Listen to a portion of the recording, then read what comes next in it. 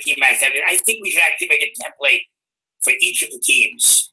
I think in the long run, even though I know you don't want to have so many templates, I think in the long run, just for the main section, I think it would be better to have a template for each team. Why? What was the reason? Otherwise we end up like we did at the Andromeda last week, where we found documents of all the Australia docs were on ours, and we had to change them all. And we have everybody's value tracking on the bottom with different people that weren't even anywhere near our meeting. So I think maybe in the long run, it would just be better to make a template for each team with the docs that each team needs on it. But again, all we have to do, what we talked about in the template that links to all of the other template docs, and someone signed up to do that. Like, did they get it done? Did they do it? What happened to it? I doubt it, but I'm going to check tomorrow. Okay.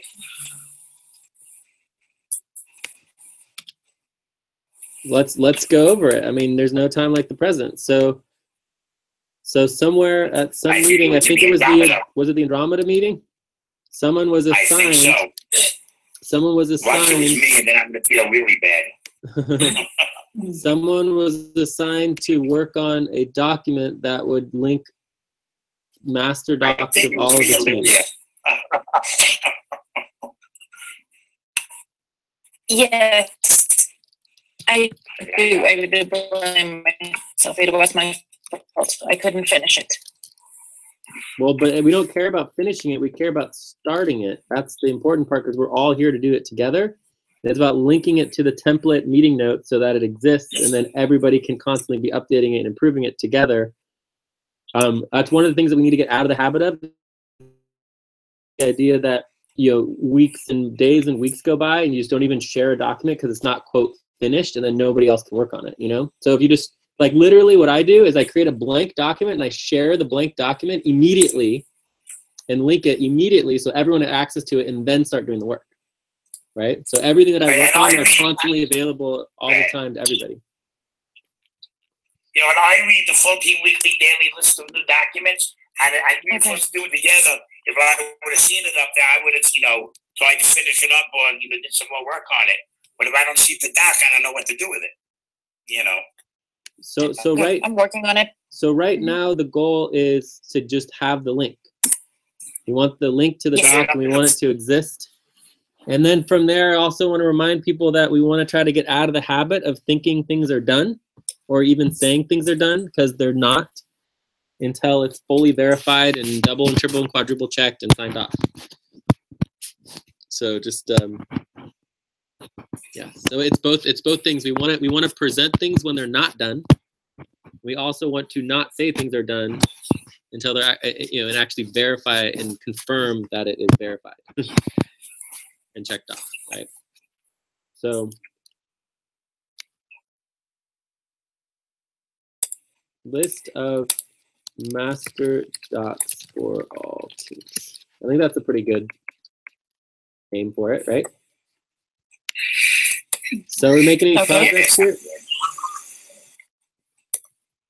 I'm working on it.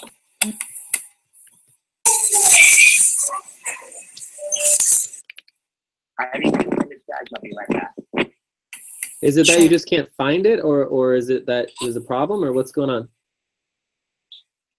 Because I can open up the Andromeda team. I'm changing the name on it, and I think I didn't have it. I didn't have that name. Well, the name doesn't matter. We don't care about the name. We care about the document.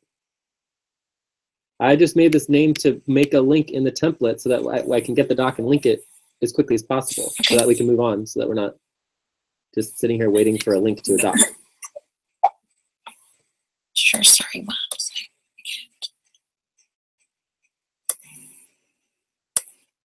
Should I go grab it off of the Andromeda session? I got it right here. You do have it? No, I just made it. Here it goes. You just made the doc, or you had the link, or I'm confused? Just made the doc. I just made a new doc. I just realized that it wasn't good. That's so I made a blank document, and I had it in the wrong name. You see, it's called World Docs Template for Sessions. So that's perfectly fine. The name doesn't matter. But my point, there's no there's not possible to have a wrong name. That's not a possibility. But what I don't like is I don't like the idea that we did a bunch of work and then we're just ignoring it. That doesn't make any sense. Like, I'm not asking for a new doc. I would ask if the doc exists. Like, I'm just gonna do it myself because it just seems to not make sense. We're going to the Andromeda session, right? And we're gonna review it together as a group since it doesn't seem to exist and there doesn't seem to be clarity. Dude, Nelly got the money. That's good. Nelly got paid. So I'm going to the Andromeda super team.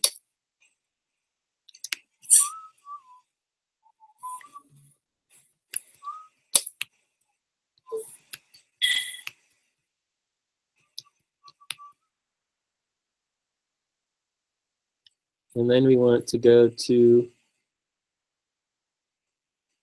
the Andromeda. Where is the, this is so, it's such a mess. All we need at the top is we need the link to the Andromeda weekly sessions doc. Like, why does that not exist?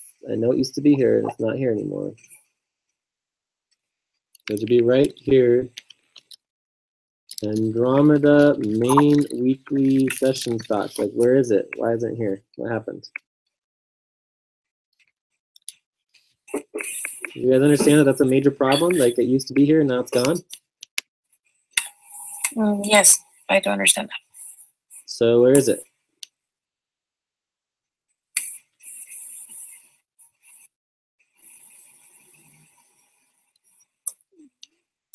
I'm looking for it because, yeah, you're right. It's not there. There we go. Andromeda main session doc. So that should be at the top.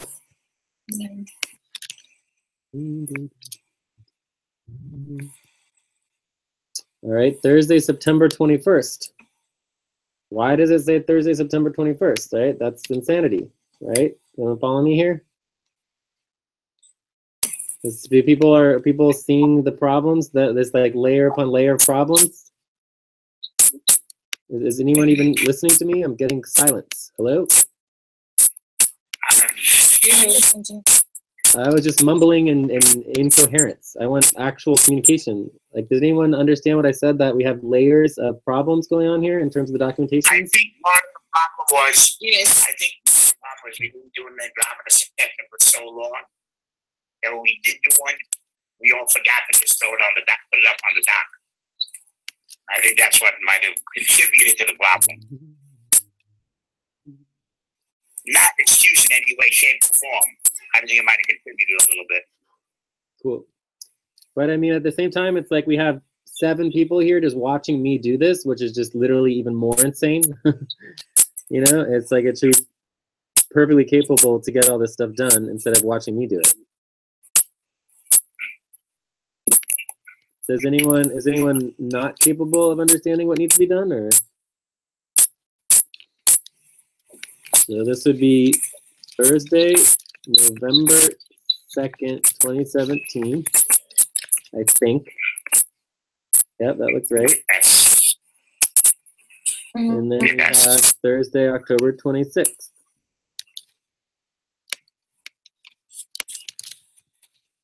Oops, other way.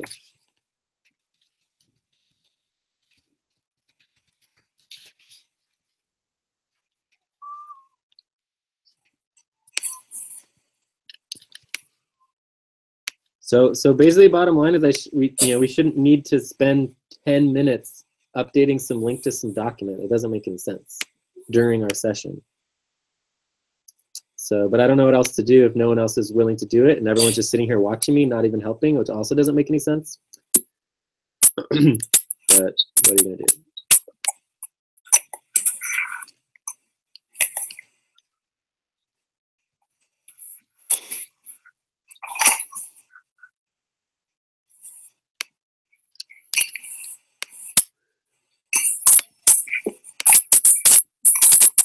So can someone explain what should have happened?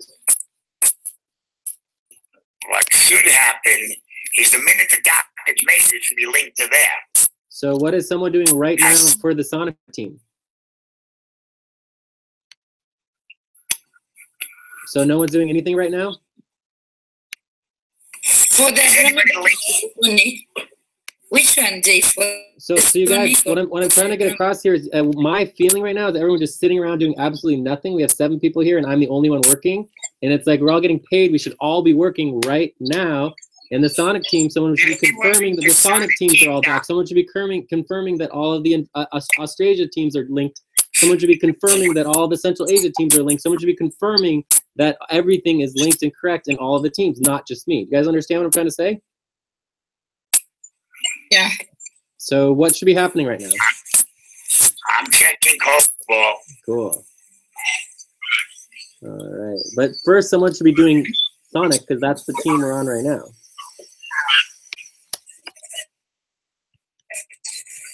All right. So now we're in the notes finally. That took us like 10 minutes to find when it should have been much, much quicker. And now we're looking for I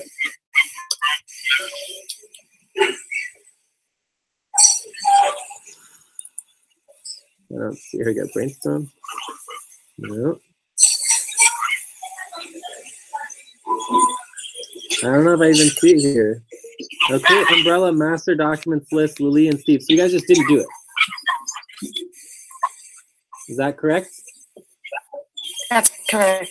Okay, so if you guys had just said that at the beginning instead of saying like, oh, we worked on it, but we weren't done, that was what you should say. Instead of saying like, oh, we worked on it, but then you didn't really work on it, and then now we think that there's 2 documents, and then it doesn't make any sense, and then it's even more confusing. So just to make sure we're all clear, nobody did any work, no one did it, and so the problem persisted, and then we said that we might have done something, but then we actually didn't do something, we confirmed that we didn't do it, and so now we're gonna work with the new doc. Is that correct? Yeah. Okay. Yes. So I mean, that was basically just a waste of like 10 or 15 minutes simply because people aren't communicating, and it's just not really helpful or necessary. So, Pacific meetings are all linked. COBOL meetings are all linked.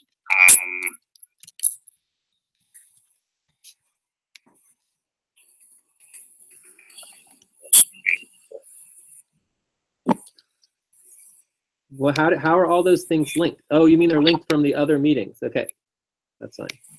Yes. All right, so now we're going to our session. So the topic here would be, anyone want to guess what the topic is?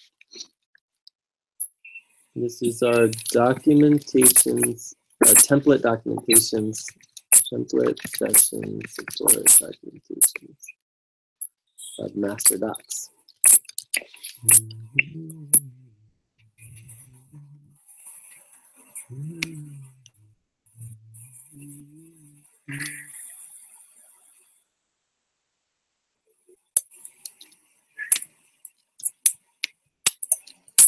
So the first thing you should do is you should be copying and pasting the notes from before so that it's clear what's supposed to go on this. And this is also view only, so it's a completely useless document. That we thought was October 6th. What I can find here. So also this is a view only document, which makes it useless. Maybe with a doc.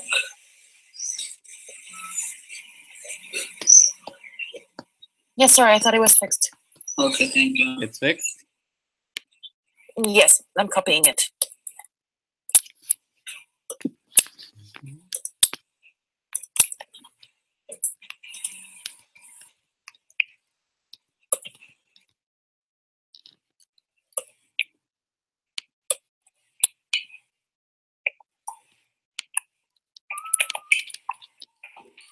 Can you guys see it?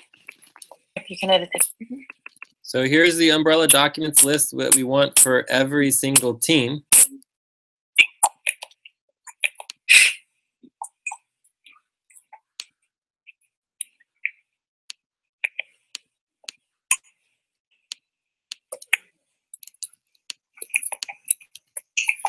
So can someone explain what this document is from the Old World teams? Oh, I can do that. certainly. Well, no, I said somebody from the old world teams, not Oh, okay, I'm from sorry. our teams, because we all know exactly what it is because we've all talked about it already and confirmed it.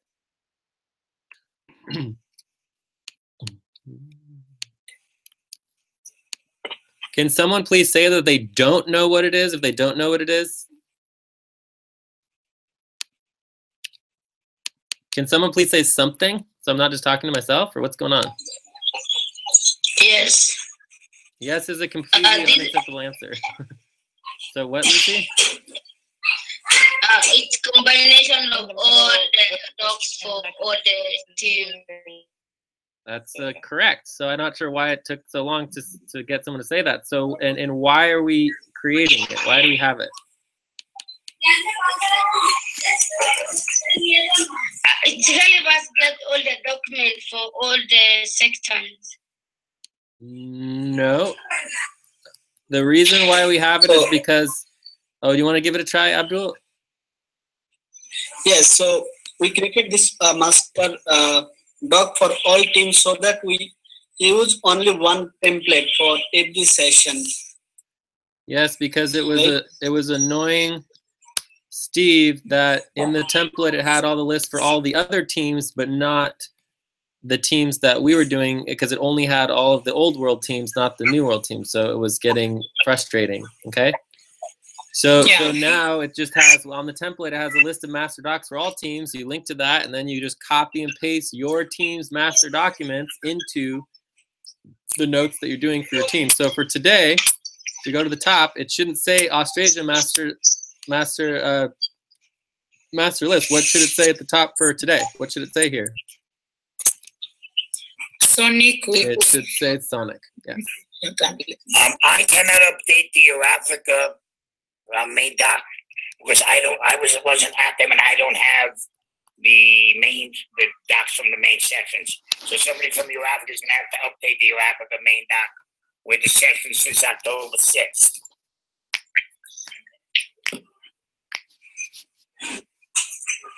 So did everyone understand that? Could someone take care of that? That sounds like a very important task and or responsibility. Yes, I will do this. I will do that. So you said that was your Africa? Steve, that was your Africa? Yes, that's your Africa, yes. The last one is October 6th, but I haven't been to any since then, so I can't do it. So update your Africa main session notes. And Abdul, you said you're going to do that? Yes. I'm also helping in that. And Lucy's going to help. Cool. So the other thing I would say before we go on is just like, I mean, this is just basic stuff. Like bottom line is like, if these kind of things can't get completed, it's like, why are we paying people $6,000, $7,000, $8,000 a month if we can't even just do like this basic stuff? You know, it just doesn't make sense that we would need to spend, 30 minutes in a session on just basic house cleaning and note stuff when it's like, that takes away from the time we're able to actually do training and work together. These things should be getting done. So does anyone else have any other thoughts on this as far as like how to? Oh my God. I put this priority task in the wrong place. Whoops. Goes here.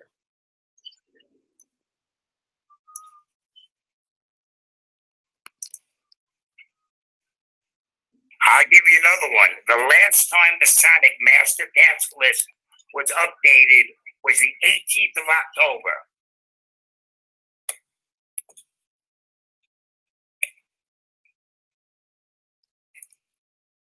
All right. Cool. That's not a good thing. That's just not a good thing. Yes.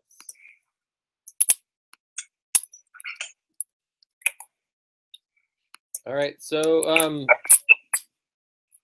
I mean, I think that there's a broader contextual issue that's like a next step here. And I'm assuming that if I write down a next step, it probably is not going to end up in the master, topics list or next steps list, but I'll write it down anyways.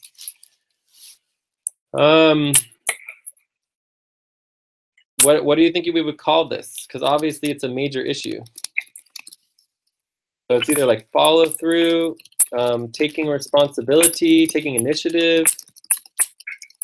I think it's similar to what we've been talking about with Jorge and other people. It's like, you know, making sure the master lists are updated. It comes down to the same thing as always. You know, it's somebody's responsibility in every main section to update the masters on the dock. Well, it's not only they have to update them on the dock, but they have to update them on the lists also. The same person who's updating them on the dock should update them on the list. so I mean, my only question for you guys would be like, do you guys feel like you're overwhelmed with way too much work? Because I mean, part of me feels like that I'm still getting people not knowing what to do. I'm getting a lot of like, oh, we need more work. We need to know what to do. So unless that's the issue, that people have way too much to do, that we're not able to do these things, the problem isn't that people don't know what to do. It's that people just aren't doing it. That seems like the bigger problem. I mean, every main section, it's somebody's job to update the masters as we get to it. If there's a topic that has to go, it goes into on the dock. It goes under the master topics. It's no big deal. Immediately afterwards, right then, add it to the Sonic master topic list or your Africa master topic list or whatever. Don't assume that somebody else is going to do it. Cool. So anyways, and then from there, we need to be doing more verification forms. So I think that's also something we should add here is verification forms for sessions. You can get to that would be awesome. So anyway, shall we move on to the next topic? Is there anyone else has to say about this stuff?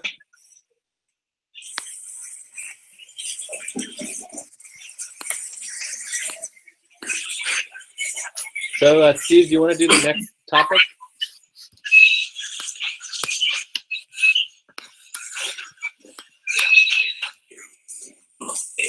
Steve, are you there? So then we move to recruitment proposal? Yeah, that's the next topic. And Okay. I just want to say that, like, you know, I mean, you know, we don't do very good evaluations, but I think we really do need to increase our evaluation systems and everything. And it's just like, whatever is happening here is not good. Like there doesn't seem to be the communication. There's not a connection. I do not agree in any way whatsoever that there's acknowledgement of the problem or that people are actually going to take any responsibility or initiative to fix it. And I don't think people really care. So I think that's a major issue, but I don't know what else to say because it's like I just talk and I just get They silent. don't think that it's an important. It's like, I don't think they think it's important enough. Well, if we don't get our housekeeping done right, then everything else falls down also. But again, I think it's a bigger issue than just the housekeeping and updating the master documents. I think it's permeating everything about the whole network, and I think it's going to also relate to the hard stop. That if people just don't take responsibility and initiative to follow through with things and get things done and actually verify that they're done, because people say that things are done, you know, multiple times a week, and they're not. And it's like people are telling each other that, oh, this is getting done, and it's not getting done. And so then people aren't working on it because maybe they think it's done and it's not. Right? So I think it's a much bigger issue than just updating the master list at the end of the meeting, you know?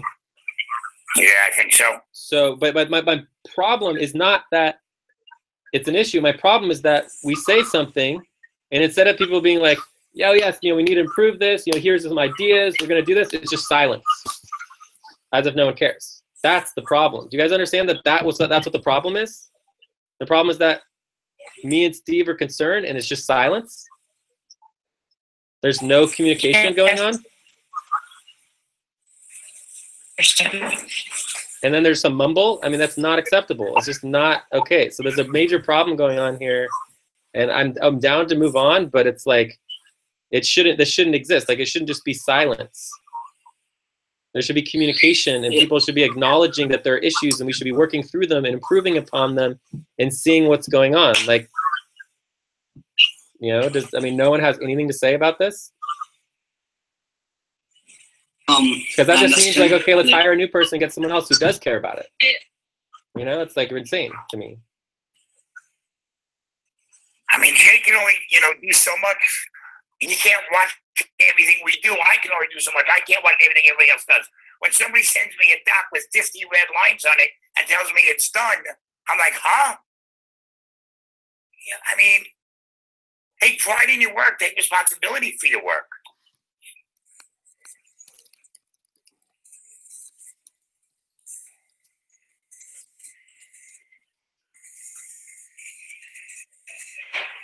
So I'm gonna give you guys one last chance, because it's really pathetic. But Abdul, would you like to speak, or Lilia, you want to say something?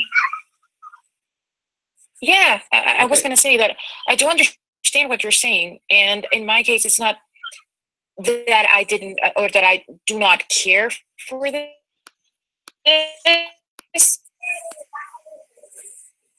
Honestly, I should get into this one, but it will never happen again. I promise. I will be prioritizing this kinds of things without doing any decision in it. Lilia, yes, you're kind of cutting. Lilia, you're kind of cutting in and out. Can you hear us, Lilia? Yes, I can. Okay, so Lilia, thank you for responding. You're the first person who said something like actually coherent and like, actually bringing up the issue. So thank you very, very, very much. Secondly, what we're trying to get people to acknowledge is not the idea of, quote, I will never make this mistake ever again, right? So first of all, there wasn't a mistake, right? And second of all, this is going to happen over and over and over and over again because this is how humans function. We make lots and lots of mistakes, and there's going to be lots and lots of work that's not done because there's always more work that can never get done. Learn from those mistakes. It's about learning from the mistakes and about acknowledging and collaborating as a team and figuring out how to improve. Right? Mm-hmm. That's what we're asking. And again, and I do understand that one, and that's what I'm trying to put my point across. It's like I am learning from this one, and that's what I'm telling you. It's like I will be learning how to prioritize my time from now on, so that this kinds of situations, even though I know it could happen in the future, will be minimum compared to the amount of work that I will be getting done. And we appreciate that. And next time, since we said we do it together, just send me a Skype, Steve. I'm stuck on this. Sorry, Steve, you also put up for me. Sorry.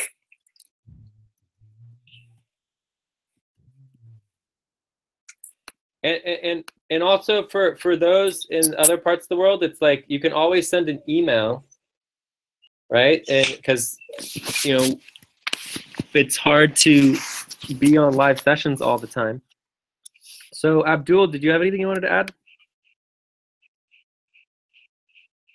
No. Joyce, do you have anything you want to add? No, nothing from my side, Jay.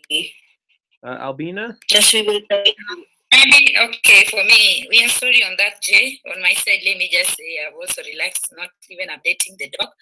But from today, I'll take that initiative and take it as a responsibility to make sure that docs are put in order. Like for Eurafrica, we used to update it. But I think something went wrong. We need to also see on that. Yeah. Cool. And again, that what we're asking. I think about Eurafrica updating Doc Albina, I think there are some weeks like 2 to 3 weeks we did not have a session by that time when either full moon happened at the same time Fridays. There's some few weeks we did not have Eurafrica main session. That is maybe the reason you guys see we did not update the doc. I'm very sure we update the doc. By the end of the session, I usually make sure that any document that we have, I put it there. Cool. Again, this topic is about much more than just updating the doc. It's about why do we not know the docs aren't getting updated and making sure we're verifying things. So let's make sure we go over some of the verification processes and taking initiative and all that kind of stuff over time. But it sounds like we're a little more on the same page. It's good. Steve, any additions or questions from you? And I mean your Africa Steve, the Africa Steve. I think also, Jay, when we have a session, people do ignore updating when they're assigning their task to do maybe info indexer. They ignore updating things directly to master log. There is this an issue whereby when you today talk, say, okay, let's do these things, everyone will go say, okay, I'm going to do that. So when you are there, you leave them to do that. They also leave that place. They follow you where you need to do other things. We need also to when we say we are going to do that, work on that. Let other people work on other things like responsibility organizing. People come say, look, can you check with me if I understand how to organize the responsibilities? You teach them. By the end of the day, they don't go back and sure that they do organizing. They only there when you said we need to do responsibilities organizing. When you train someone, they don't take the initiative to go back where they're trained to go and do. So how can you now move on if people are not willing to take what you train also? Since we're supposed to be evaluating people twice a week, and I guess that would be the senior manager's thing. If you see people aren't doing their work, then you have to speak to them about it in private and, let them know that it's not acceptable. That if you can't do it, let us know what the problem is and we'll try to help you. And if you don't want to do it, just let us know that too. That's, the senior managers have to oversee and their sectors rather to make sure that the people are doing what they're supposed to do. So my understanding is that is not currently the role of the senior managers, but we could talk about that and add that to the topic list if we want to, because we definitely don't want confusion about that. Because I know there was a proposal. Said that twice a week evaluations. Well, I remember there being a proposal. I don't remember it actually passing, and I certainly voted no on it. But it's just like I don't understand it. So we can add it to our list of topics. Yeah, I also remember that it was a proposal. Yeah, it was a proposal. I don't know if it actually passed, but we do know is we do have a midweek check-in, and there's 3 people who signed up, and anyone else who wants to help make sure the midweek check-in happens, which literally needs to happen in the next 24 hours, and that you need to go through everybody and make sure they're at least spending half of their time on assigned tasks, right? So that's a different thing than actually coordinating, making sure people are working on priority tasks, right? So we will, or it's slightly different, but anyways. I think also, Jay, I think how can we come up with the, I don't know, the policy?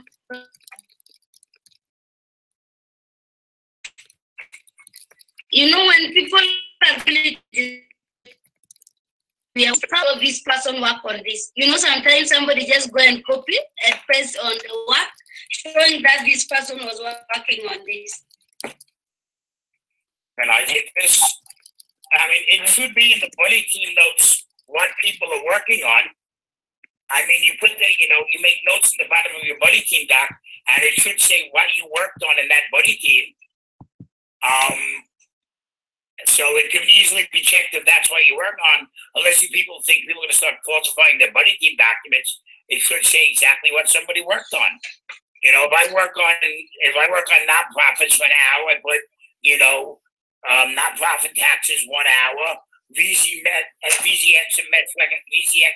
reconciliation 30 minutes. Everything, whatever I work, it's on my budgeting doc what I did. So yeah, and the other. Oh, sorry, Steve. Were you done? Okay. For me, no. Let me during the morning session when we have a session. Yeah, let me say something as well. We need to have one. Okay. let me say something as well. Okay, so it's like this. You're 100% correct. We're going to be doing much more on evaluations. We have a new evaluation system.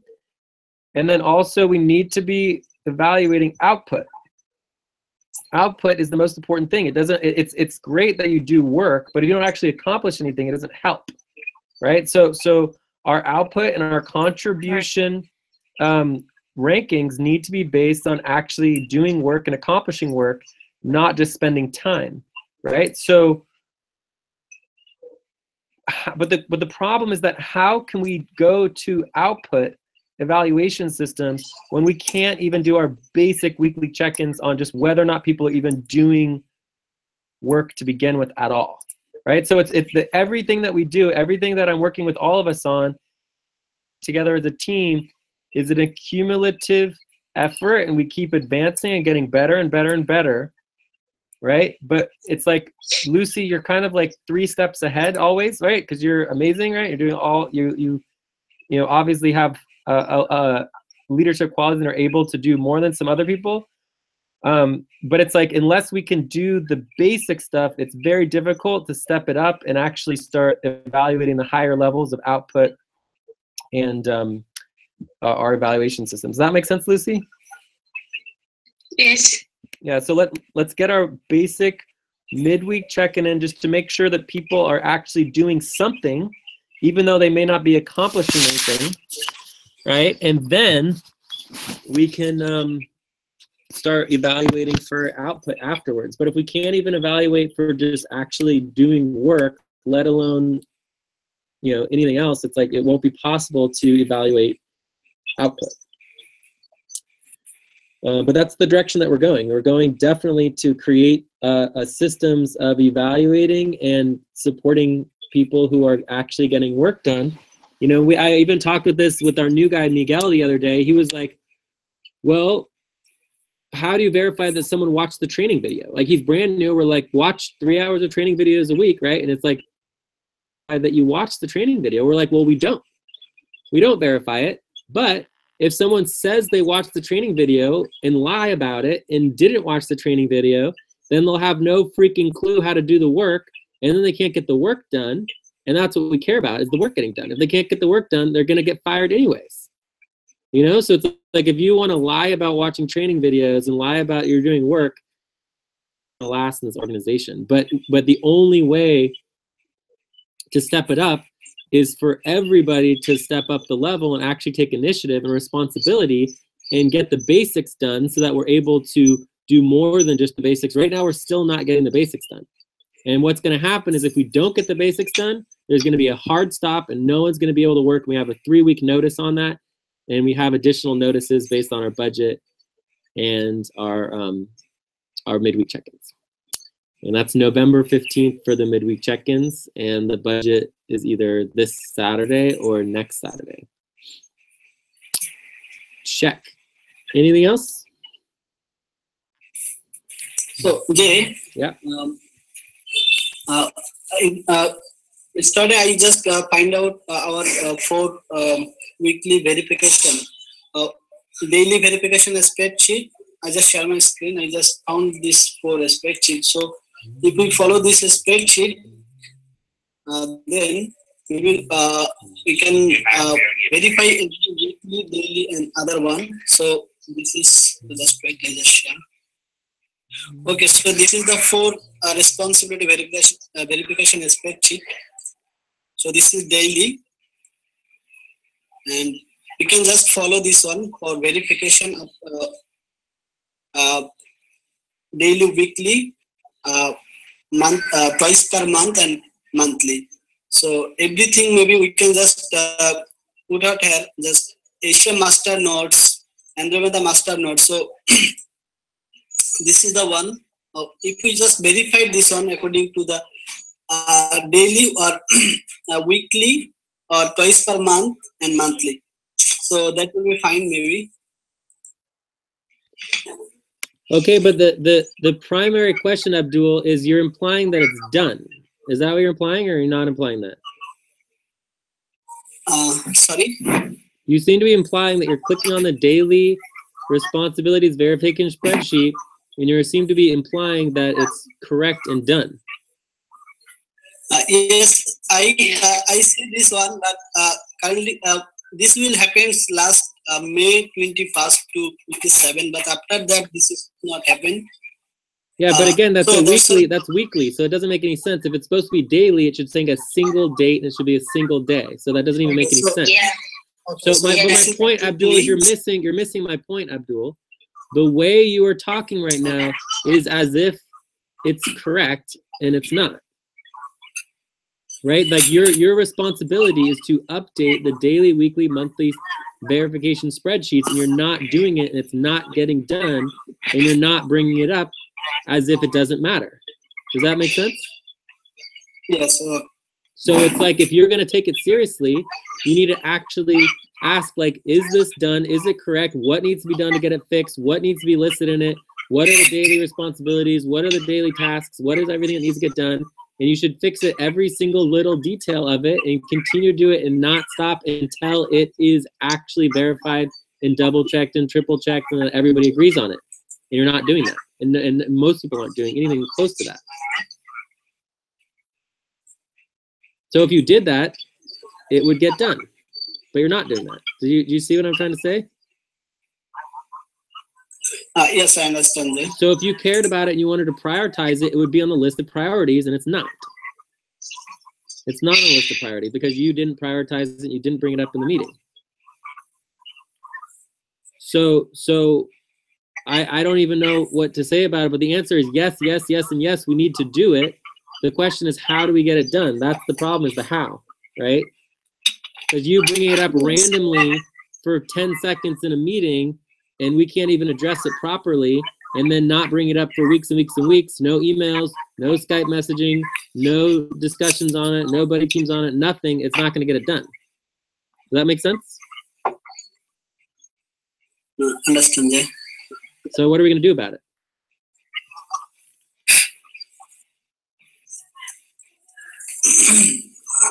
Prioritize. Prioritize, that's Yeah, a good one. basically. That's very good. Can you think of anything else, Abdul? I think if we priority, then everything will be happen according to our time, maybe.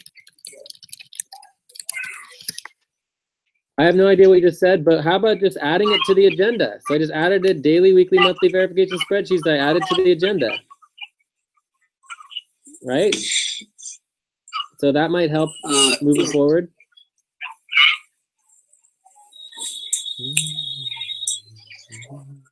I don't know even that is spreadsheet. Say what? I think first of all, I just updated all the weekly responsibilities into the weekly spreadsheet, and then daily responsibility and task into the daily spreadsheet, and then Okay. I just submit to. So what comes between daily and weekly?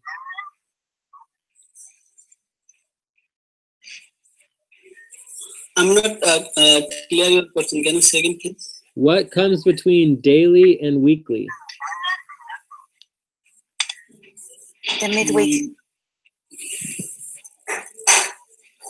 Well, it would technically be, the midweek is the midpoint of it, but it's twice per week.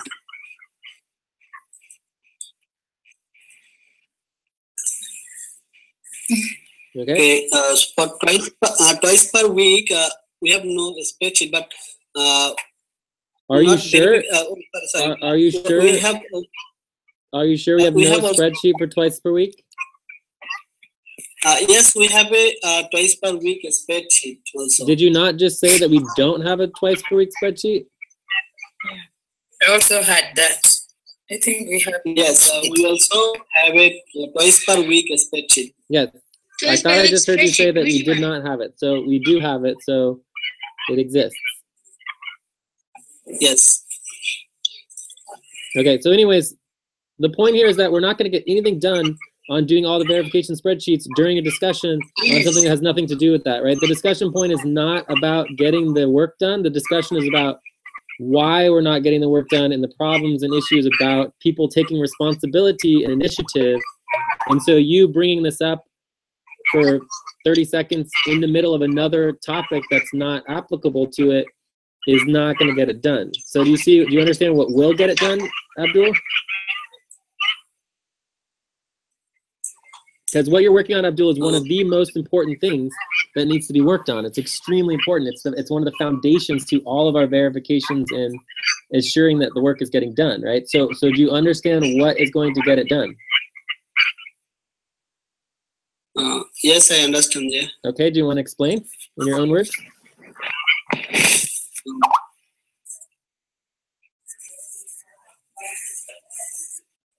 Abdul, are you there? Yes, Jay, I'm here. So you just said you understood how it's going to get done. So do you want to explain in your own words how you think that the work gets done and followed through with taking initiative, taking responsibility? How would you explain that in your own words?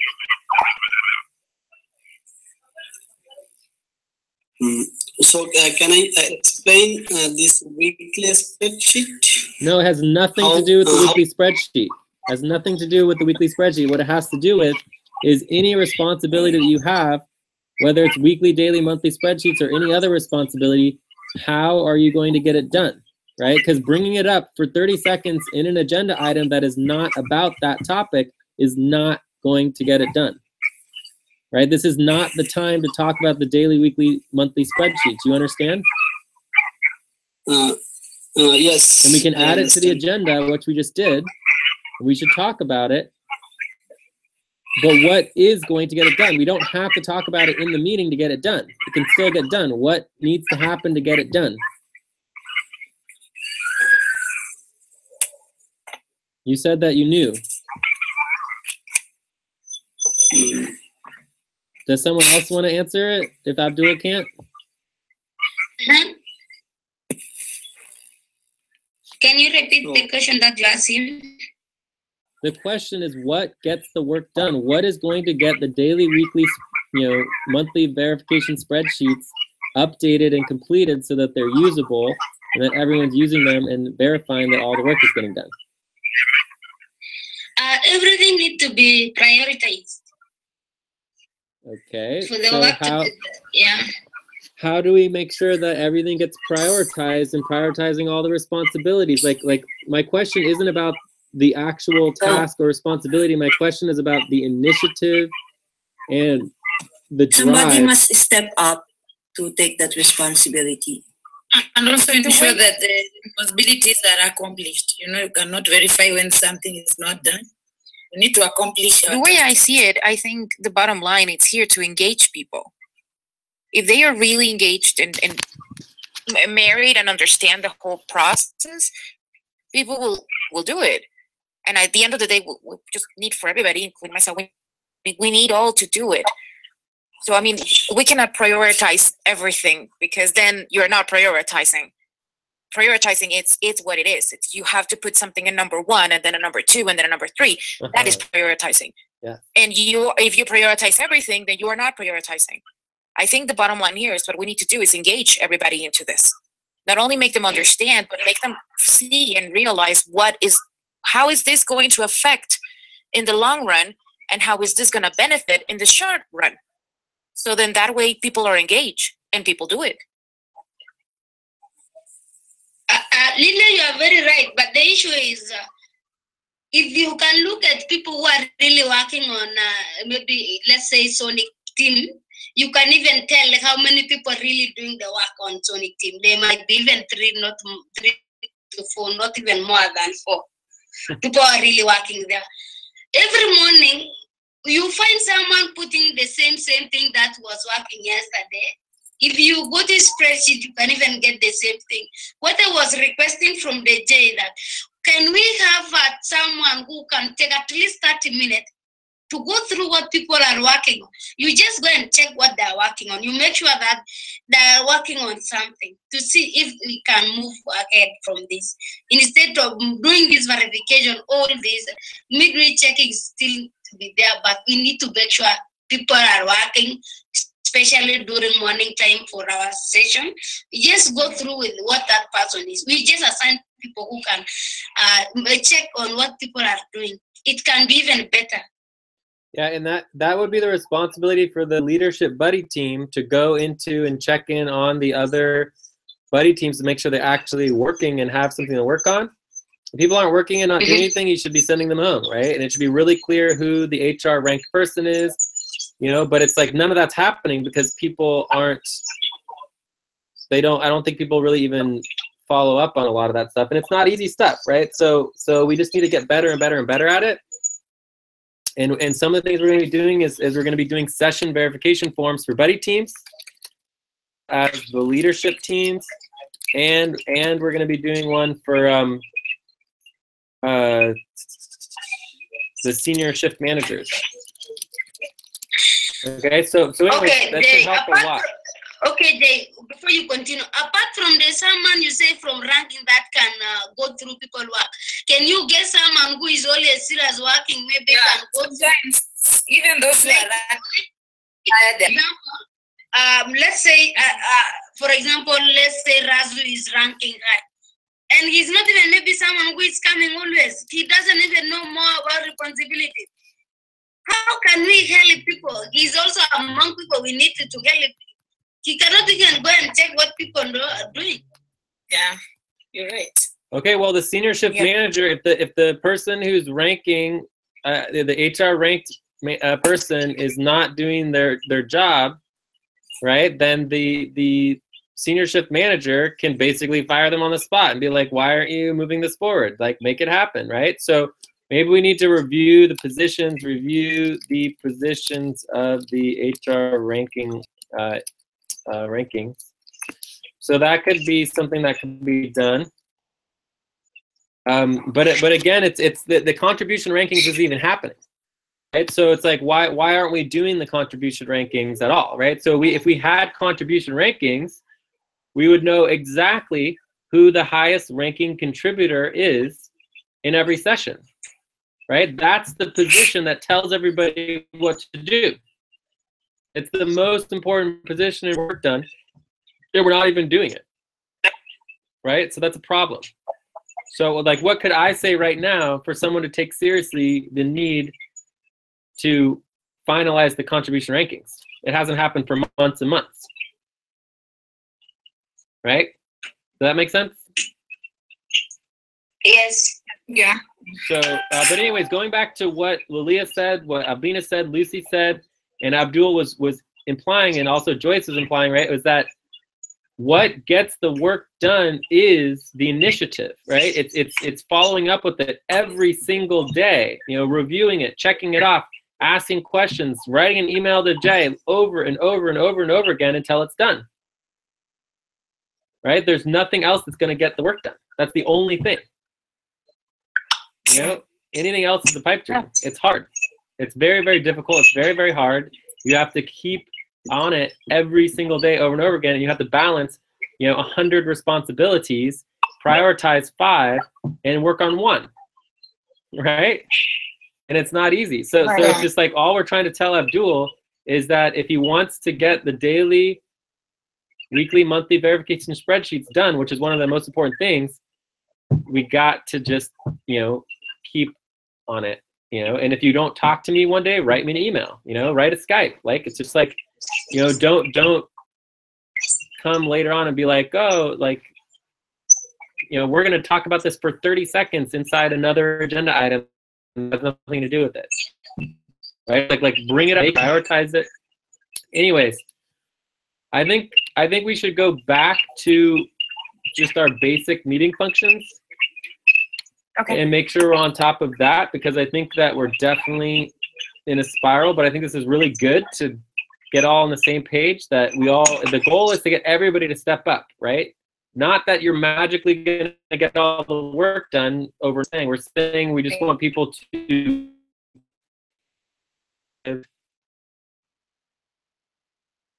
anything with no priorities. That's basically what I got out of this, is that nobody here came to me and Steve basically to each other. Yeah, and like Lilia had a priority. right? It's like you guys just came to this meeting with nothing. Nothing needed to get done. Everything was fine, and it's not fine, and it's not getting done, and it's a problem.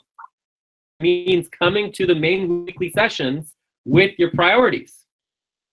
Does that make sense? Does anyone understand that? Yes. Yeah. So it's like come prepared. Or if you're not prepared, come to tell us that you're not getting the work done.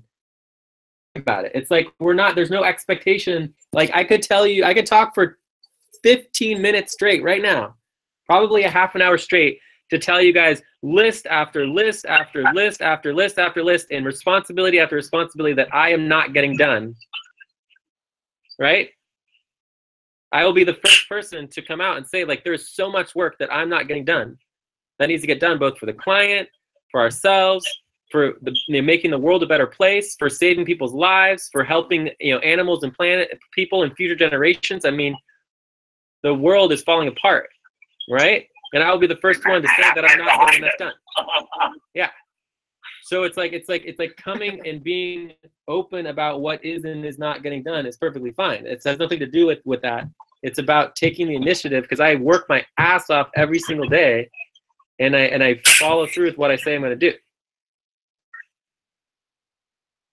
I want everybody to do. So that's the most important thing. Nothing else matters if that isn't there. Does that make sense? Like, we can talk about anything. I can do hours and days and days of nonstop training, but it won't matter if no one takes the training and takes the responsibilities and actually takes initiative and follows through and takes responsibility. It doesn't matter. And so there's no point to sit here and do training after training and train everybody and all the responsibilities to go everything if you don't actually take initiative and follow through with it and prioritize it and come prepared to the meetings and engage. Yeah. So anyways, the reason why we push this is because we are trying to go beyond just ourselves. We want to help other people in the world. So if we can't even get ourselves organized, we're not going to be able to help others. So we have to be double, triple diligent compared to a normal organization. And in addition to that, we can acknowledge that we are 10 times better than we were just 2-3 months ago, but it's still not enough, right? We've got to keep pushing ourselves. And I'm not saying pushing ourselves in terms of like not taking care of ourselves. We should be taking care of ourselves and just pushing ourselves professionally. So, is anyone else need to say anything on this before we get back to our meeting? Okay, so I think we're good. So let's go over our session. So me and Jay are facilitating, note-taking, Joyce and Albina, timekeeping. Abdul, you're doing the worst job of timekeeping for the last 2 weeks. So either someone else should step up and do timekeeping instead, or with Abdul, or Abdul, you got to change things because that's important. Let's see, video indexing. You've only had the one session. You're doing great on video indexing, Abdul. That's awesome. Master, we haven't had a lot of tasks, but you're doing good on that too. So it's mainly just the timekeeping that needs to be double checked on. I'll do the All right, so Lilia's going to help with timekeeping as well. Session value tracking, that's good. Master document updater. Does anyone want to take on master document updating? I'll do that. Yes. Okay, cool. All right, so let's go on to the next topic, which is the proposal for $1,500 a month for somebody. So let's get the person's name. Hawaii. Yeah, we know That's it's Hawaii. really the proposal. $15,000 for somebody? Yeah, let me just get the name. We might as well, like, we're hiring people, not, things. So we want the name. So I'm going to open up our public rankings. So I'm going to go to personnel support. I could also go to recruitment and investor relations. But this is a little easier. So public rankings, here we are.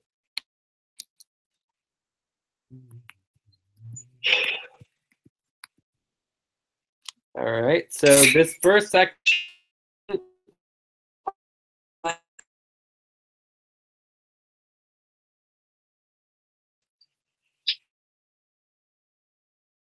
Cutting. Africa, the second.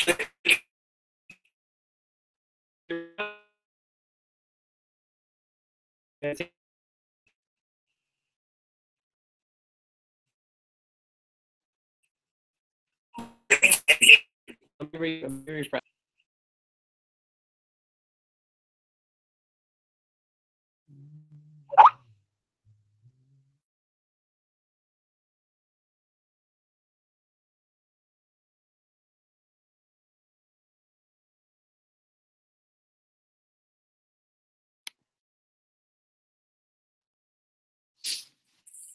Can you guys hear me now? There we go.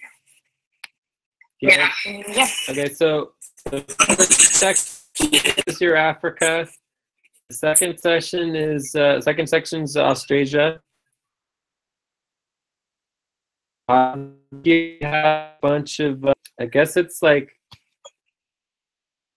it might need to be organized, but we definitely have some West Pacific. And then this looks more like Philippines, so this needs to be fixed here. So sometimes it's just like that you didn't put a space, so this just needs a space. Right? See how there wasn't a space there, so it didn't organize correctly?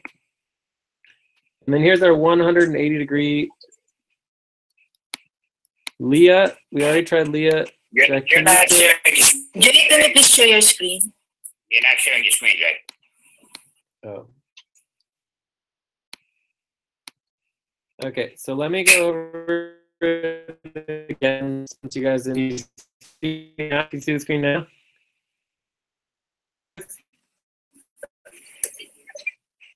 No. You can't see the screen? Nope. All right, let me try one more time. But anyways, I mean, I don't think it's like that important though. Up there. Yeah, you can. You can see the screen now? Yes. Yes. Yes. All right, so this first section here is your Africa. 0 degree second. The second section is Australia. And then the third section, we have a little bit of like this should be Australia as well, and this is East Pacific. And then see this is supposed to be 120 east instead of 120 west, so that's wrong with that. And then this is 60 degrees east. I don't know why. I think it's because there's a space or something. I don't know. That didn't work out somewhere. All right, but anyways, 180 is what we want to focus on right now. 30-degree east does not exist. It's not a sextant. So I don't know what Germany. So Germany would be your Africa. So this would be 60 degrees. This should be 0 degrees. Okay, so these are the only 3 people we have for 180 degrees west. And so we are basically proposing that Lauren, Monty, Sylvia, and we'd be proposing it for 20 hours for $1,500. 20 hours per week for $1,500 per month.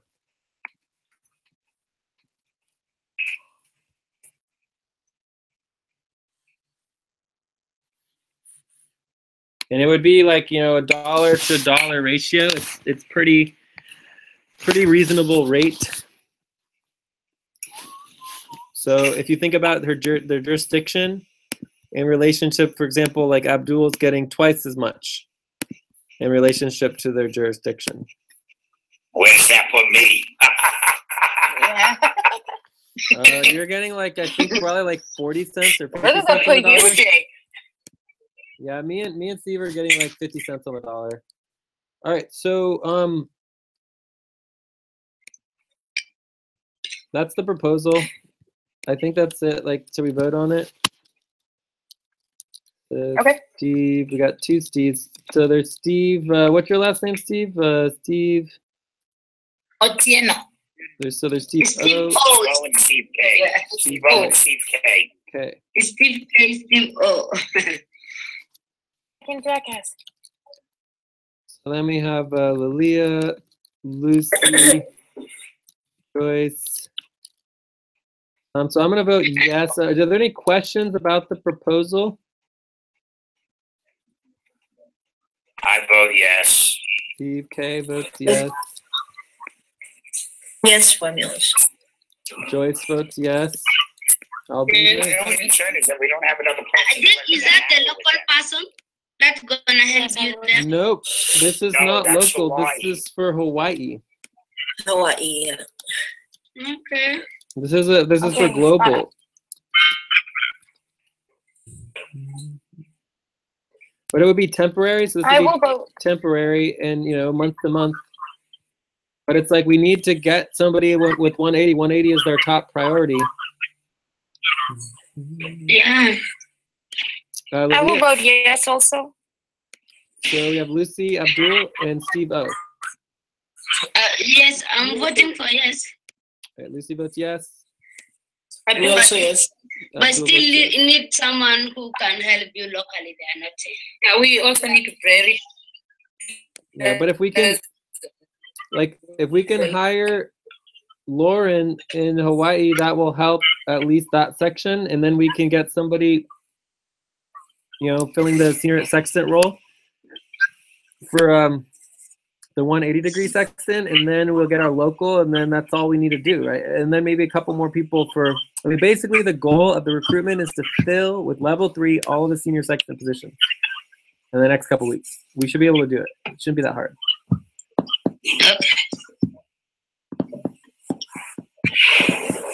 All right, so it looks like we have agreement.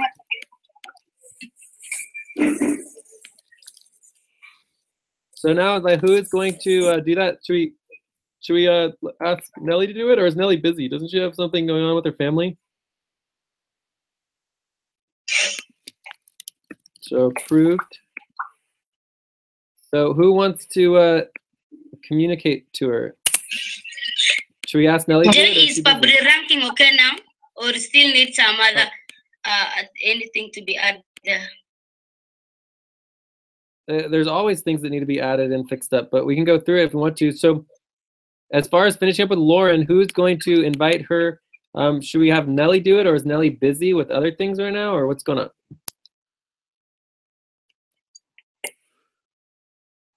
I think Nelly's going to be busy in the next couple of days. So who wants to step up and invite Lauren?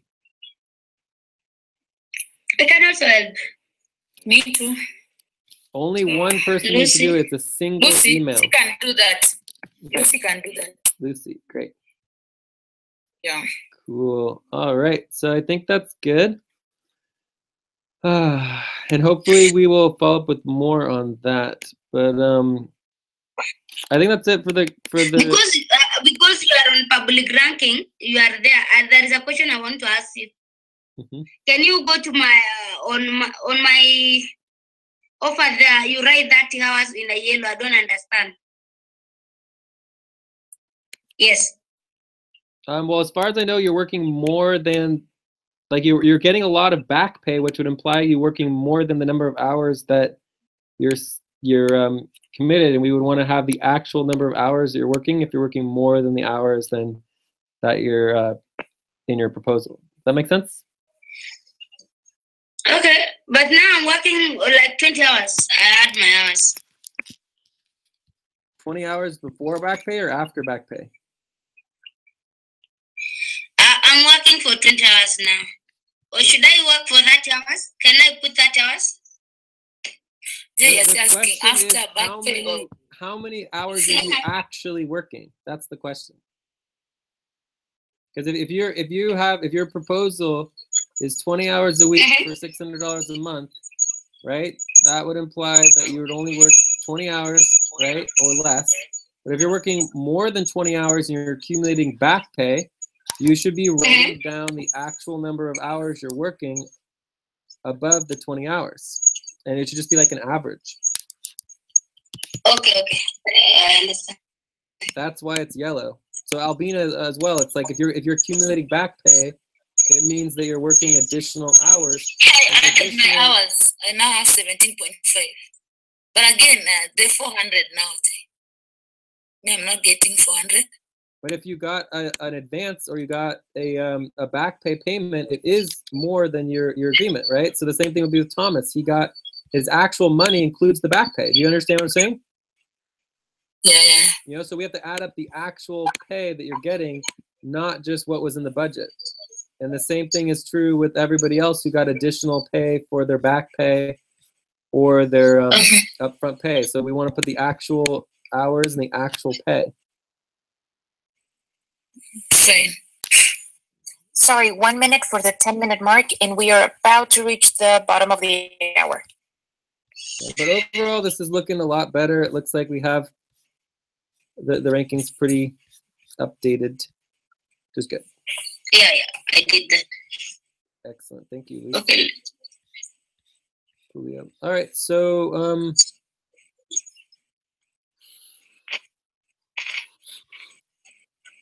and we do want to estimate some of these as well. All right. You know, you cannot get the jurisdiction. That's why I just put yellow. I don't understand that jurisdiction. Well, you would just estimate the jurisdiction. So, for example, this person is in Nigeria. So, I mean, you could kind of assume maybe Nigeria is around the same as Kenya and put 600, right? Yeah. Anna Clara is in Norway.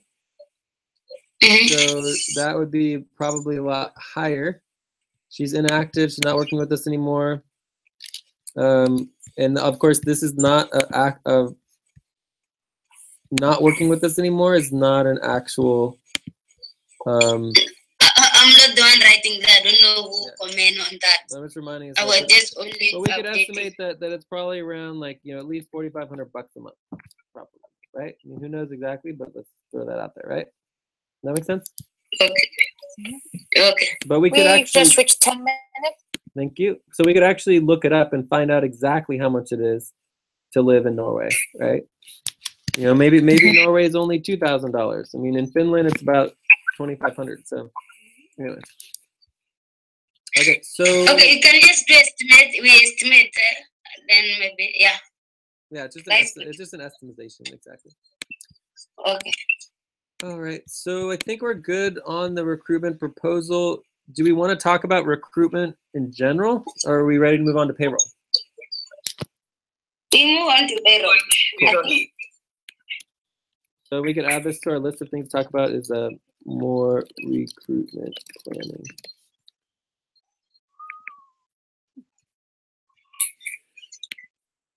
All right, so the goal of the payroll section here is basically, yeah, Abdul? How much time we spent on payroll? I think it will take about 20 minutes. Okay, thank you. So the goal is to do training on how to actually finish the payroll verification spreadsheet. So how many times do you think people have told me that the payroll verification spreadsheet is done for the week 1 and 2 of, what is it, October, November?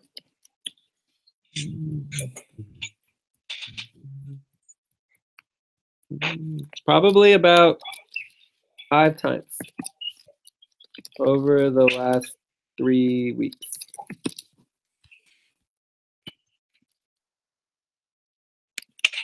Someone has said the verification is done. So what would somebody describe as the payroll verification being done? What would that mean to you?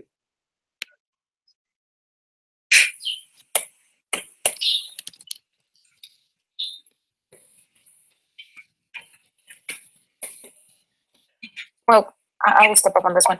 I would believe that means that you have checked the amount of hours that they have in the spreadsheet compared to their doc. No, actually that's incorrect. That would be what's called, that's a separate responsibility, which is called updating the pay and hours spreadsheet. So updating the pay and hours spreadsheet is where you compare their work report to what's actually recorded in the pay and hours spreadsheet. Payroll verification is different. I think payroll verification is to check the previous payment is almost done or not, or if somebody have back pay or advances, so that will be must be checked. in this payroll verification spreadsheet?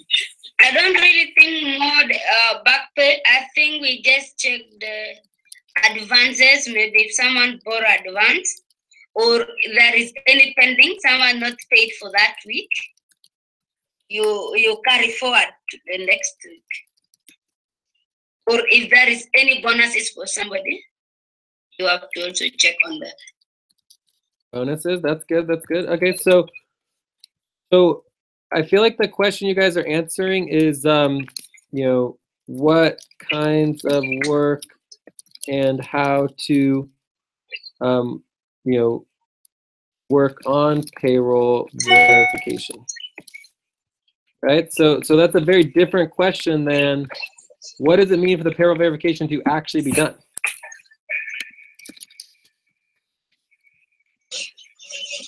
Right, so this is like the kind of work and how to actually work on it, you know, check the bonuses, check the advances.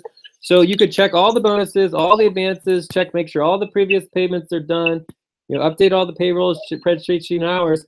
But even after you do all of that, how do you know that it's done?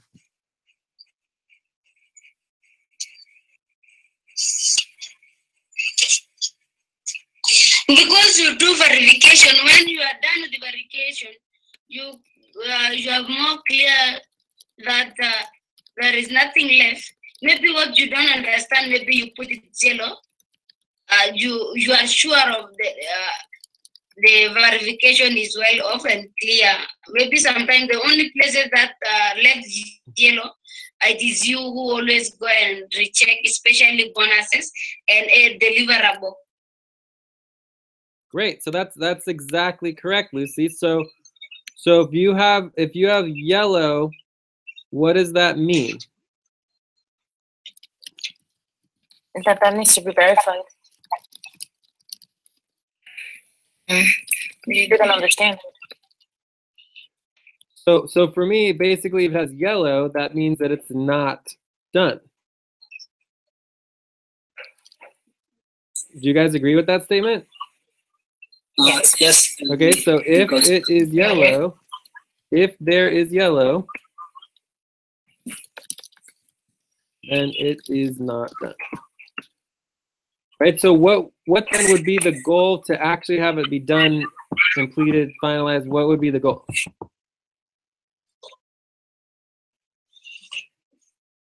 To have it green? All green, baby, there it is. Have it all be green. Basically 100% green, green, and more green. Okay, so but let's go even further than that. What would it mean to have payroll be 100% done?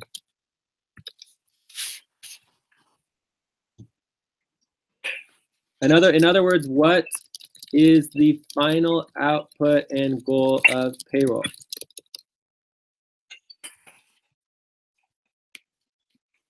The final output of payroll when everyone is paid, when everyone gets paid. Well, let's just say getting everyone actually paid. Great. Right, great, cool. So we're getting better at that. Sometimes it would take 5 minutes for me to get someone to say, you know, actually getting people paid. People would talk about the verification spreadsheet, and they would talk about the updating the pay and hour spreadsheet, and they would talk about this and that. But it's like, no, getting the payroll done means actually everyone getting paid. So if someone actually took responsibility for payroll, what would that mean?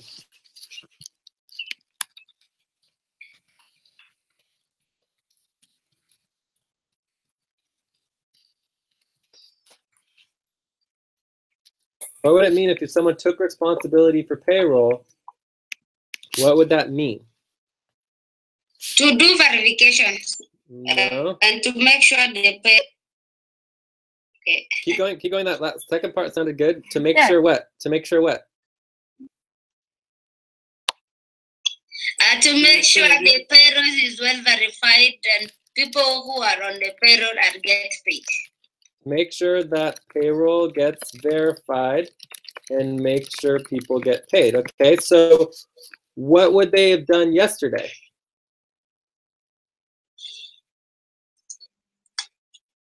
What would they do the day before yesterday?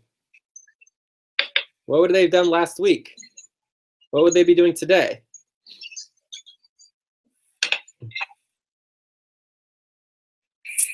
They will be checking the spreadsheet. Maybe verify.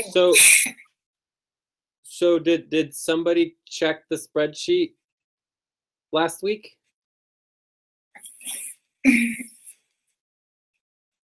Okay, well anyways, that's kind of a trick question, but the point is that making sure the payroll gets verified and making sure people get paid is not enough. There's something missing there.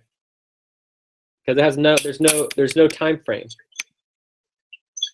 Right? So what does it mean is it just in general, or is it last month? Is it next month? Is it today? What is it? What is the time frame? And it doesn't make sense. It needs a how and a when. Oh, okay, got it. By the end of the Saturday, at the end of the Well, people work on Saturdays, so by Monday it should be done. yeah. Okay, so let me back up a step here. Right? Is payroll done if all verification is done, all, everything is green, green for week 1 and 2, but we didn't finish last month.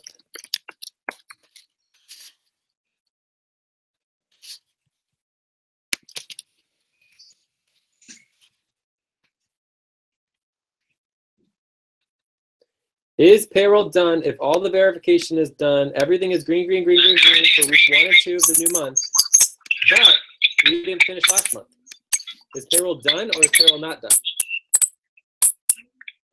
No, it's not. It's not done. Why is it not done? Because there's still stuff pending from the previous month.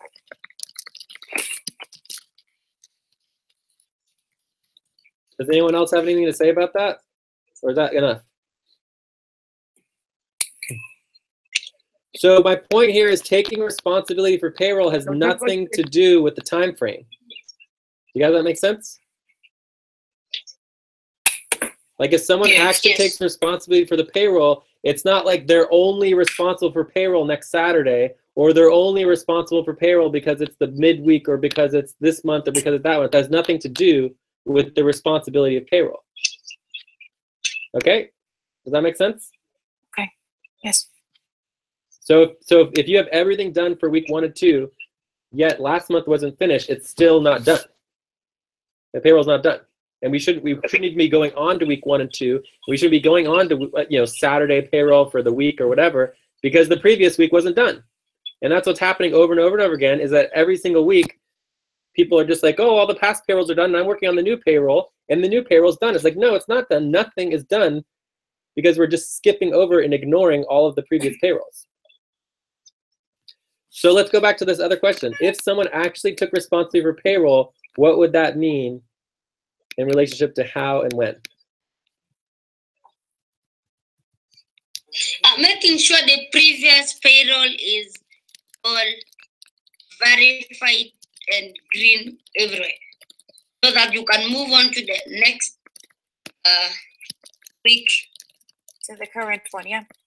Yeah. And when do they do that? When do they do that?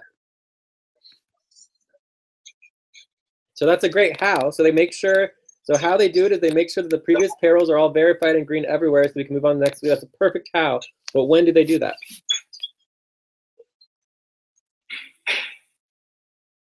During the work time, when you have a session. And when is that? We usually have a session every early mornings. We usually have a session Every when? day. Is that every day? Is that what I heard?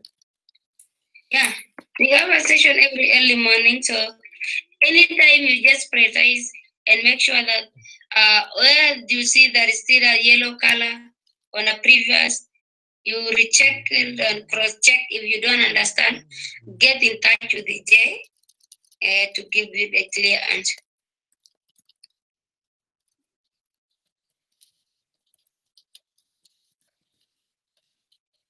All right, so I really like that. That's part of the how. Right, get in touch with Jay, get in touch with others who know how to do it to get help. Right, but this is the when. The only thing you said in terms of the when was that we usually have sessions every day. Does anyone want to expand on that and make it a little clearer and straightforward? I think when we usually have our session every day, so any of those days you can just take your time and go and assign yourself for that day to work on payroll verification. Then anything that is yellow there, you make it well understood.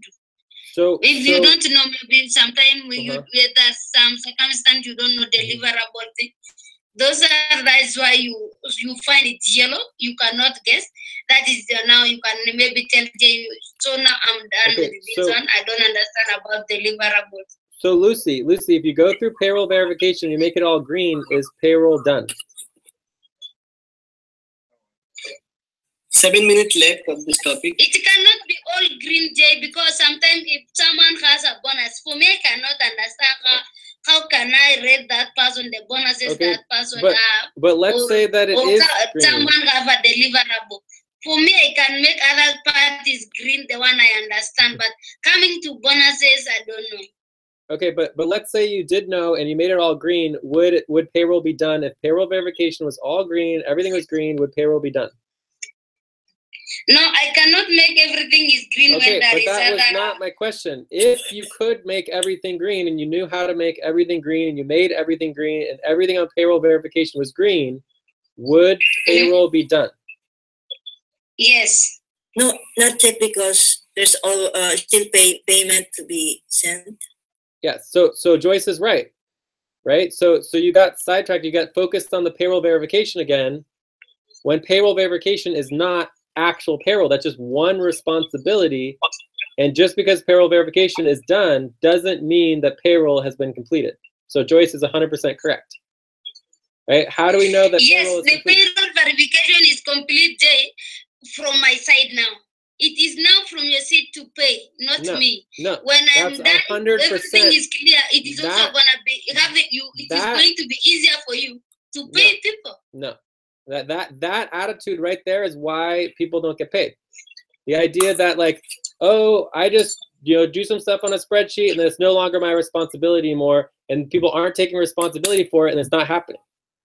Right? That right there is exactly what I'm talking about. The idea that you just hand it off to someone else and then you just don't think about it and it's supposed to all magically get done. That's not acceptable anymore. That's not gonna work. Does anyone want to explain why that doesn't work?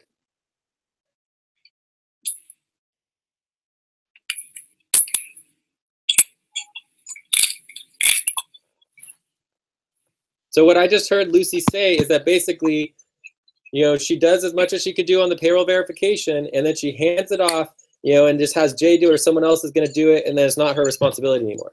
That's what I just heard. Does anyone want to either say why that's a good solution or why maybe that's not going to be functional and not going to work? Obviously, I think that's not a functional solution.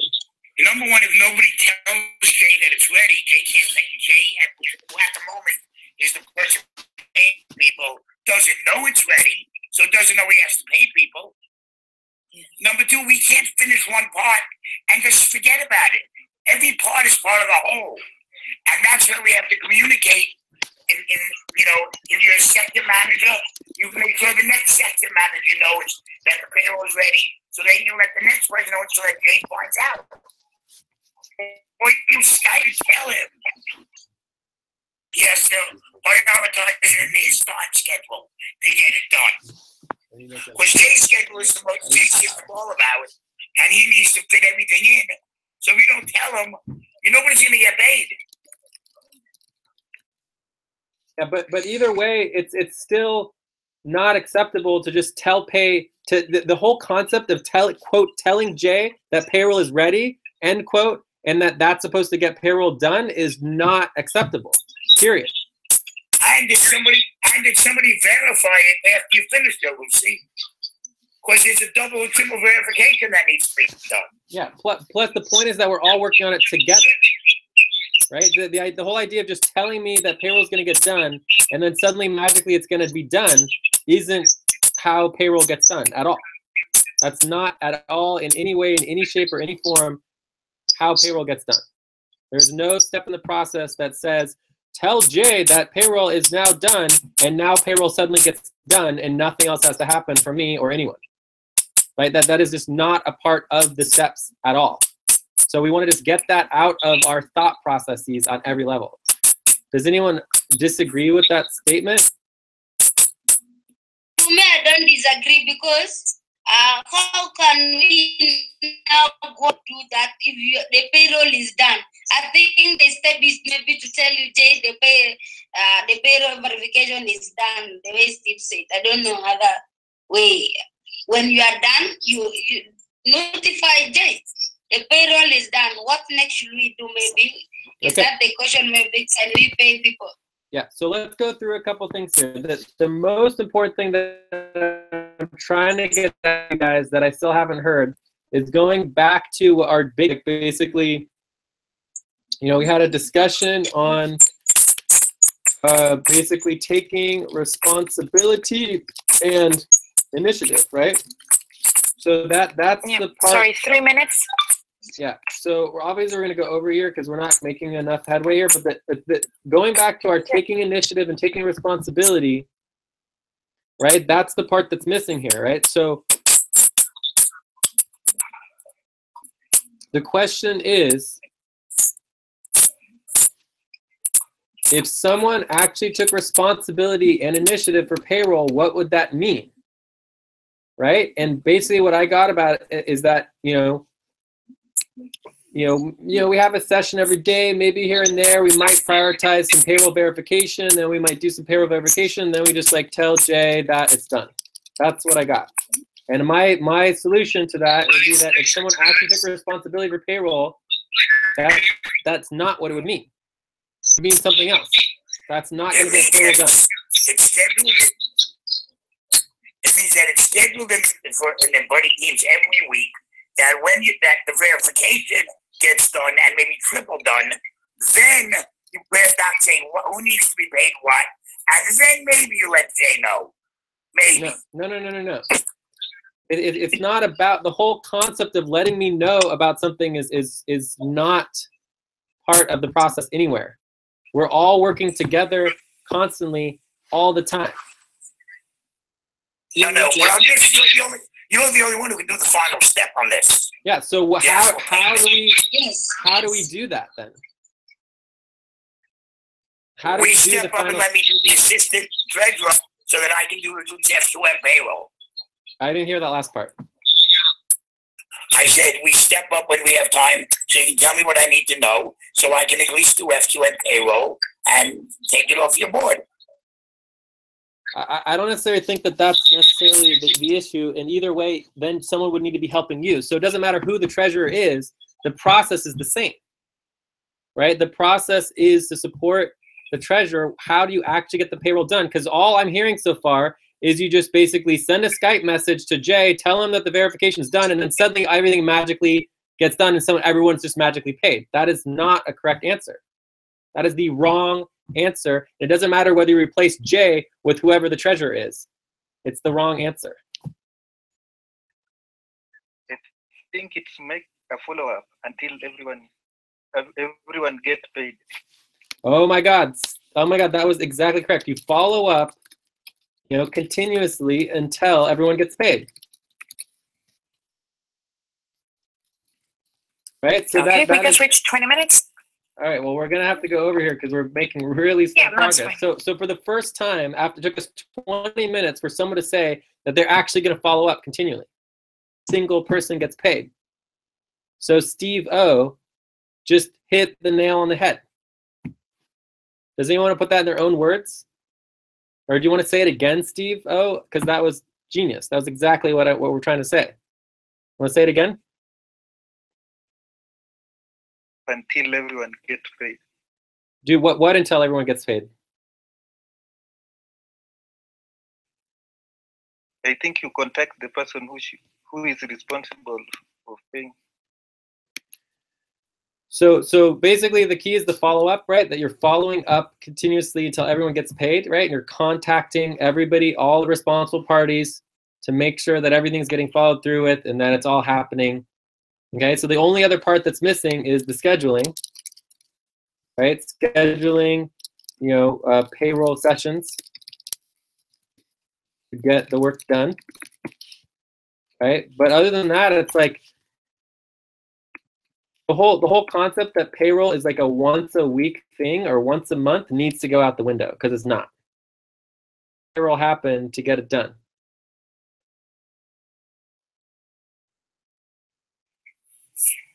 It has to be done weekly. It has to be done daily. Every single day. Every single day until it's done. Non-stop follow up over and over and over again, talking to every single person and scheduling with every single person until it gets done. That's what it takes to take responsibility and get payroll done. Every single day. Sorry to interrupt, Jay, but I have to check out. Okay. Yeah, thank you, guys. I'll see you later. Okay, thanks so much. Thank you. Have a good day. Bye. Okay, then I'm asking, following up with who? Everybody involved in the process. If you're responsible for payroll, you're going to make sure that every single individual task that's required, every single individual responsibility that's required, every single step that's required in the process and the systems are accomplished by every single person who says they're going to do it, and you make sure there's a schedule and that it's happening on the schedule and then it's getting done. All of it. Okay. The whole 9 yards. It's not like, oh, I'm only responsible for this one little thing and it doesn't matter that everyone else needs to be responsible for other things.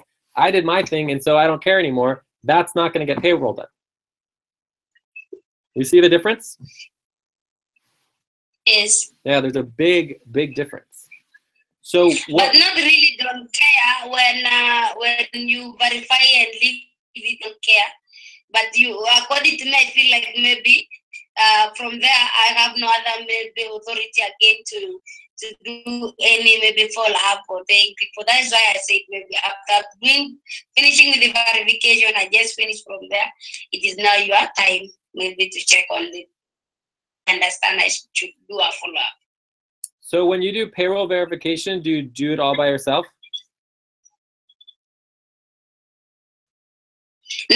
No. No. The answer to that is absolutely 100% no, because to verify the payroll, it is a huge responsibility and you need to be double and triple and quadruple checking it. And that's why you work as a buddy team.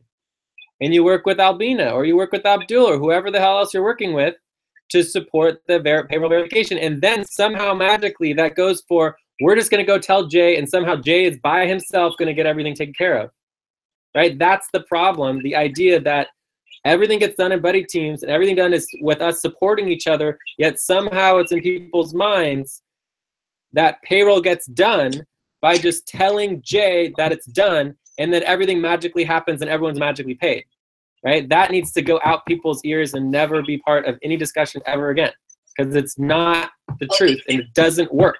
We work in buddy teams. We need to schedule buddy teams. If anything, the most important thing for payroll is to hire people in the Americas and in the 180-degree sextant so that people can work with Jay and work with Steve or whoever the treasurers are and make sure that we're getting the payroll done collectively as a team. Because if it's not a team effort and we're not creating buddy teams or we're not supporting people in the work, it's not going to get done, period. And I don't know how to make that any clearer, but because it doesn't seem like it's quite connecting here. And it's the same very thing about the clear now, initiative. Jay. Okay, so do you want to say it again?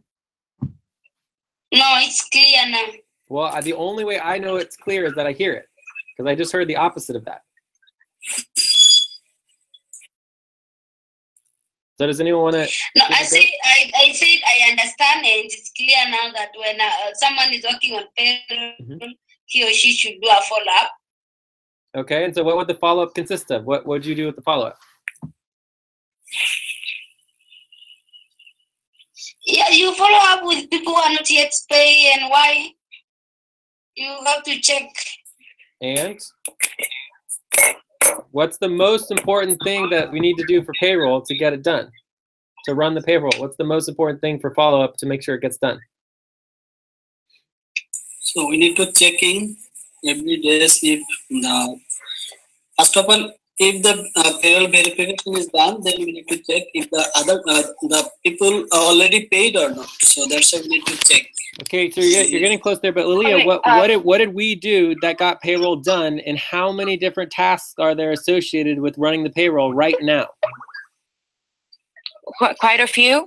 Well, I was going to say something also. I just want to make sure. Let's say about let's say quite a few. Yeah, more than quite a few. Let's say quite a few and make it about 30 to 40, if not 50 different tasks and items and follow-up things that need to get done within the payroll running, right? There's probably like between 30 and 50, right?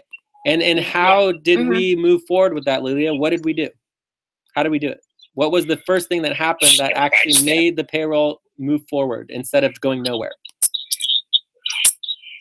Well, I'm sorry. I was going to try to put it also into my words because I'm trying to understand it and trying to make sure that I'm getting this right first before actually explaining any kind of steps, because I don't want to mix anybody up. I don't want to be sure, one doing that. but I'm trying to get to a very, very simple thing that prioritizing it. Where do we prioritize it? In a buddy team. Yes. So everybody is disconnecting the concept of getting payroll done from a buddy team. Everyone's just like, oh, we're going to magically tell Jay to get the payroll done, and it's magically going to happen. So Lilia, can you explain how me and you and Miguel, who are the only people who've worked on payroll for, since this week, no one else has worked on payroll this week at all, period, right? To run the payroll, what did we do that made it move forward? Well, we first did the verifications in the spreadsheets. No. Then... Before all that, why were we even working on verifications? Like literally, Steve just said it. I'm not asking you to where. Yeah, because we're prioritizing our buddy teams. We prioritize it in our buddy teams. Yeah. So you guys are always ahead of me on these things. Like we're missing the reason why we're disorganized is not because we're not thinking ahead, because everyone's always thinking ahead. It's about needing to go back and check the basics. We're missing the basics, right? Can I say something? Please. Look, and this goes for everything we do. If we take it from the beginning, from the basics, step by step. First we put it in the buddy team and in the buddy, then we prioritize it, then we do it, then we verify it again. And we just start from like we used to when we were all first learning it, doing it step by step. It'll get done a lot faster than everybody thinking it's done by somebody else. Do it step. We have systems and processes to get everything done. If you stick to the systems and processes, everything will be done. Yes, and some of the systems and processes need a lot of work, but basically the bottom line is the way that you get the payroll done is by prioritizing it in a buddy team schedule, right? A scheduled buddy team, or scheduling that buddy team to prioritize the payroll with the treasurer and then work together like me and Lilia were doing with Miguel over the last week. We probably put in like 2-3 hours. It's probably going to take 5 hours because we're so backlogged from so many like weeks and months. And on top of that, there's like 50 different mini subtasks that all need to get done. Plus, what isn't done? The payroll verification is not even done yet, right? Yet everyone seems to have this idea that's all magically done, and it's not, right? And Lucy said it over and over and over again that she doesn't understand how to do different things and that they're all yellow still, and that's a problem. So I think we're on the same page now of the steps to get payroll done, but most importantly, that it takes initiative and follow through and just pushing and pushing and pushing to get done. Did you want to say anything else, Lilia? Oh, no, I'm again, Okay, I'm understanding everything. And even though I did it with you for the last couple of days and the last couple of buddy teams, it's still like putting it into paper and in sentences is a lot more clear. Exactly. Yes. And it it's just like it's black and white, it's like the difference between actually focusing and doing work versus just talking, right? It's like when you're just talking and blah, blah, blah, blah, blah, nothing happens, right? If you don't record it, literally nothing happens because there's nothing documented, right? So that's why we document and record all of our sessions so that something actually exists, right? So from there, Lilia stepping up, and I want to make sure everyone understands this. Lilia is the person who stepped up and made for whatever payroll that got done with FQN payroll to get it done. The only other people last week was Jorge and Nelly stepped up to make sure that the payroll got done, right? So there's lots of other people, Abdul, Lucy, Albina, other people who are working on the verification, working on other stuff, but they're doing it in the background, and then they either don't tell anybody or you just send like a Skype message that says it was done and it's not done, and then you just forget about it. And that's not going to get it done, right? So people need to step up and actually follow through with it and work together and make it all happen. So if we want to put another 10 minutes on this, we could go we actually through, just reached 10 minutes on the clock. We're 10 minutes over, right? So we're at 30 minutes. Yeah, 10 minutes over. So if we want to spend an additional 10 minutes, so with an additional 10 minutes, we can go through the payroll verification processes. So do we want to do that? Or do you guys want to just wrap up and check out? Oh, we can just do it for 10 minutes. Yeah. You Yes, guys, we can go 10 minutes. okay. Yeah, we'll So do really good. So Clear things out. before we go that, there's one last thing. What is payroll? Task, responsibility, project, a branch, position. Like, what is payroll?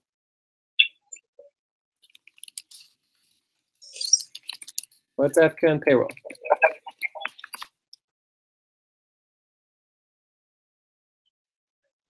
Come on, guys. I would think it is a responsibility, but please correct me.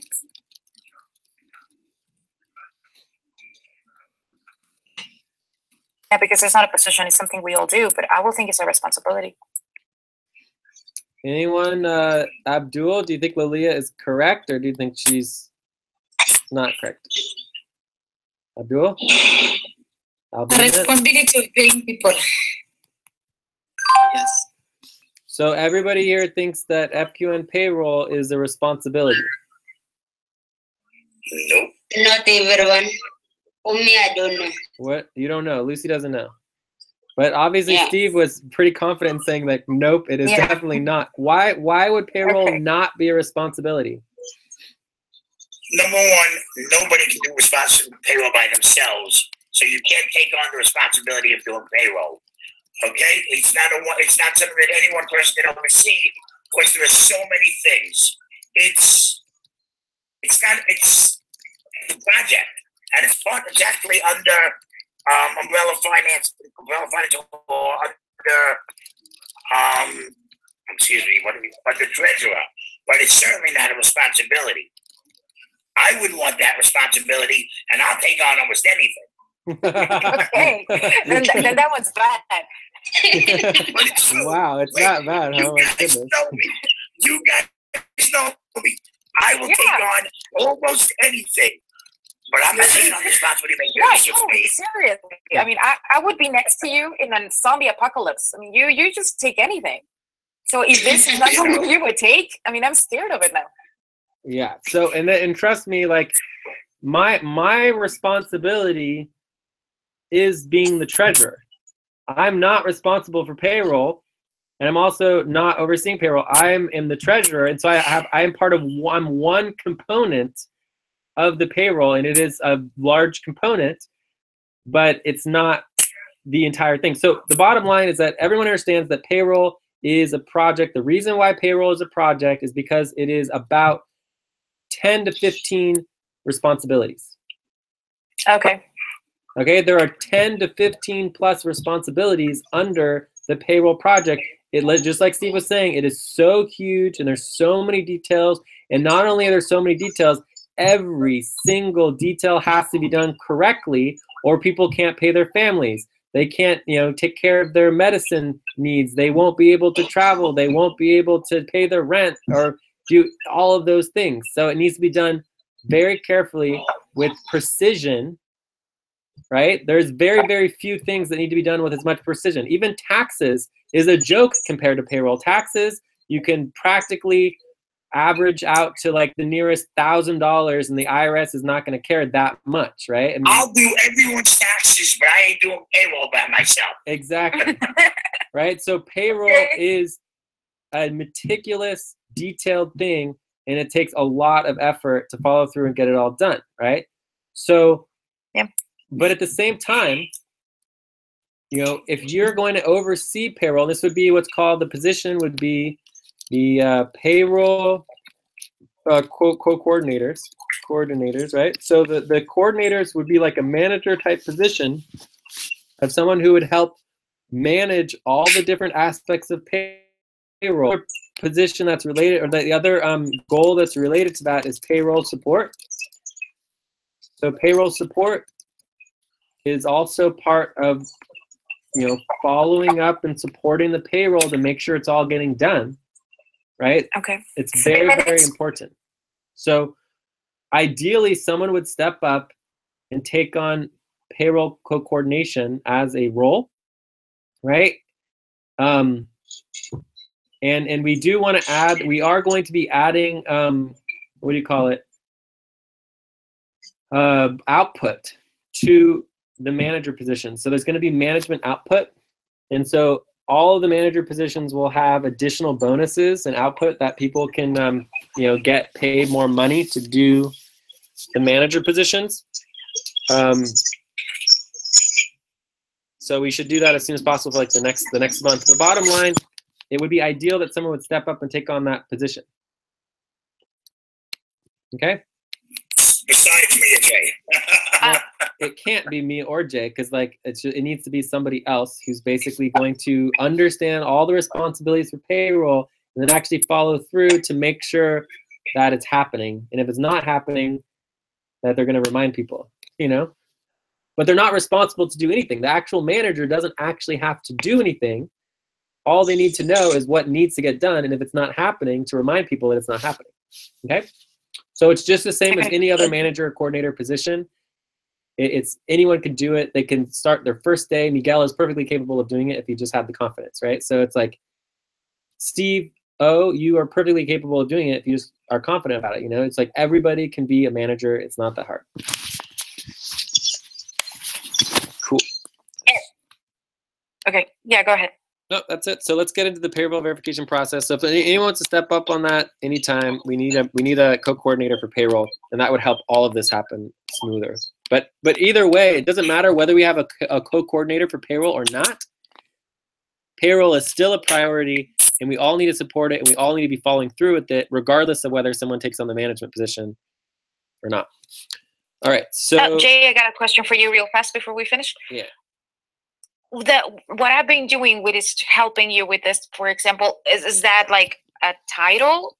That would be like payroll support and helping out the verification. There's also the real-time finances, and that all happens along with working for the treasurer, right? But that's you know, real-time payroll. That will be like the other one, the support. Yeah, it's the support role. Yeah, so it's a payroll support role.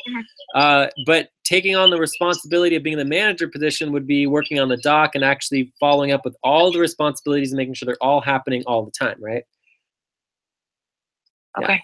Yeah. So and so that's something that can happen on your own time. It doesn't need to happen during the payroll support sessions where we're doing real-time payroll. You're making sure that the payroll buddy teams are actually scheduled and that they're happening. I mean, we can basically easily estimate that if all the payroll got done perfectly to the letter and everything was ready to go for payroll, that it would take an hour to 2 hours to run like a monthly payroll. A weekly payroll could happen as little as half an hour. A twice-a-week payroll could happen in an hour, easily. Okay?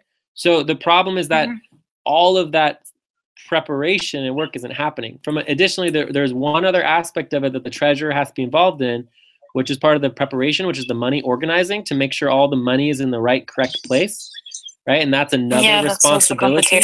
Yeah, that's a separate responsibility. But if we're on top of it, that can happen quite easily as well. But that's it needs to happen at a separate time. Because if you do that at the same time as actually running the payroll, you can't run the payroll because the money's not in the account. So it slows everything down. Okay? Yes. Yeah. So the Yes, person who's okay. the manager would be thinking about those things. Okay, this needs to happen once a week. This needs to happen every 2 weeks. You know, and checking off and verifying and make sure it gets done. But they don't actually do it. They just check it off to make sure it is done. And if it's not done, then you remind someone to do it. Does that make sense? The easiest way to do any of these projects is to make a checklist and stick with it. Well, yeah, it's part of the verification, the weekly and daily and you know, twice a week verification checklists are all part of that. Yeah, so it'll be part of it. Okay, so let's go ahead and go into the verification spreadsheet. Are we ready for that? Okay. All right, so the Yes, problem. 10 minutes. Oh, this is public ranking. Okay, so here's the new payroll payments verification spreadsheet. The problem with this spreadsheet is we have orange, we've got yellow, lots of yellow, some red. Yeah. Okay, so the only reason we've been running a few of these is because we have a problem because we didn't do the preparation to get the money in the bank account, that we're stuck on the $200 per day thing with Western Union. So we ran a few of them just to like deal with that problem. But overall, every single one of these spots need to be verified. So let's start with the orange one. So this would be Mauricio. So this would all be part of what we would call payroll processes. So payroll verification spreadsheet processes. The first one is updating the time verification, right? So this would be a task, right? Update time verification. Does everyone know how to do that? So it says yes, yes, yes, yes, yes. I mean, I think this is pretty easy. I mean, basically, you just you review the pay hours and spreadsheet, pay and hours spreadsheet, and make sure people have their work updated. All right, so that's not like Jay, who never does his. I'm working on it though, and I could use some help, but I'm trying to get it done by myself because I would prefer to be able to do it, but I'm getting closer, right? You can see how close I am right here. So here's my last week's weekly master note schedule work report. And got my total hours, client work. Unfortunately, this is only 3 of the 7 days. So it's probably only about, a third, if not half, of the actual hours I worked, but it's close. So as every day, and I've got all the hours. I mean, it's a lot of work that I'm doing, and so I barely have time to actually do the work reporting, but it's extremely important, so I will get to it. And eventually I'll get more help with it, but I'm trying to, focus on my own thing. Okay, so that's one task. The next task is going to be updating the week 1 and 2 for this particular one of the pay for these people. Okay, so task, update the pay by week for each individual. Sorry, 5 minutes over, Mark. So do you have questions about making sure that the updates for the pay is correct? No question. No, so far so good. So then as a sub part of that, dealing with Ether or Bitcoin or other currencies. So some people get paid in other currencies, right? Specifically Bitcoins and Ether. So for Bitcoin and Mauricio, so Mauricio gets paid in Bitcoin, okay? So on the work tracking pay spreadsheet, everything is in US dollars. Does that make sense? Yes. And the reason we do that is so that everyone can compare everybody's pay together in US dollars, right? But when we actually pay people on the payroll verification, we actually do it in the amount of money that they're getting paid in. And I'm getting paid in Ether, so all of mine are in Ether. And Mauricio is getting paid in Bitcoin, so it needs to all be in Bitcoin. Okay, so how do we know how much Bitcoin Mauricio is getting paid? Any ideas? Yes. How? How do you know how much Bitcoin Mauricio is getting paid? You just go. You go to online Bitcoin, then you convert. No, how much? Coindesk. No, that's incorrect. So the amount of money in US dollars is not convertible to Bitcoin. When we pay somebody in Bitcoin, it means it has nothing to do with the US dollars. It's actually in Bitcoin, not US dollars. Okay, does that make sense? So the Bitcoin stays the same. It's the US dollar amount that's changing. Does that make sense? Okay. So where do you find how much Bitcoin we're going to pay Mauricio?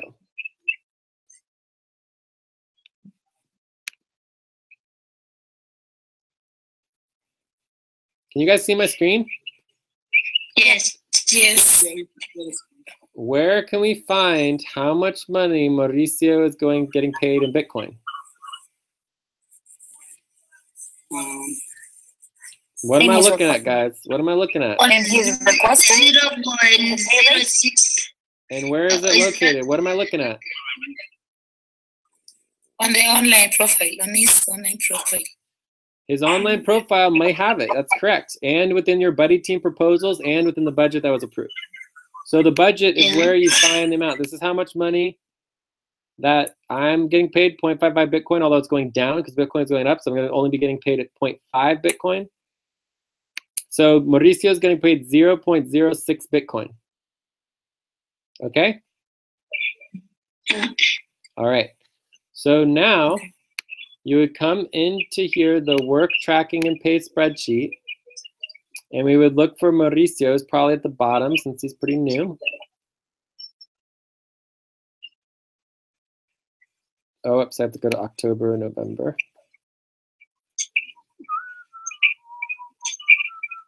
All right, so you can see right here, Mauricio is working 10 hours for 0.006 Bitcoin. So you would take 0.006 Bitcoin and you would divide, wait, no, 0.06. 0.06, yeah. 0.06 when you divide by 4 weeks, which is 0.015 Bitcoin. And then you would see that was for 10 hours, right? So if you look at the second week, he worked 10 hours. So what would that mean for the second week? 0.015.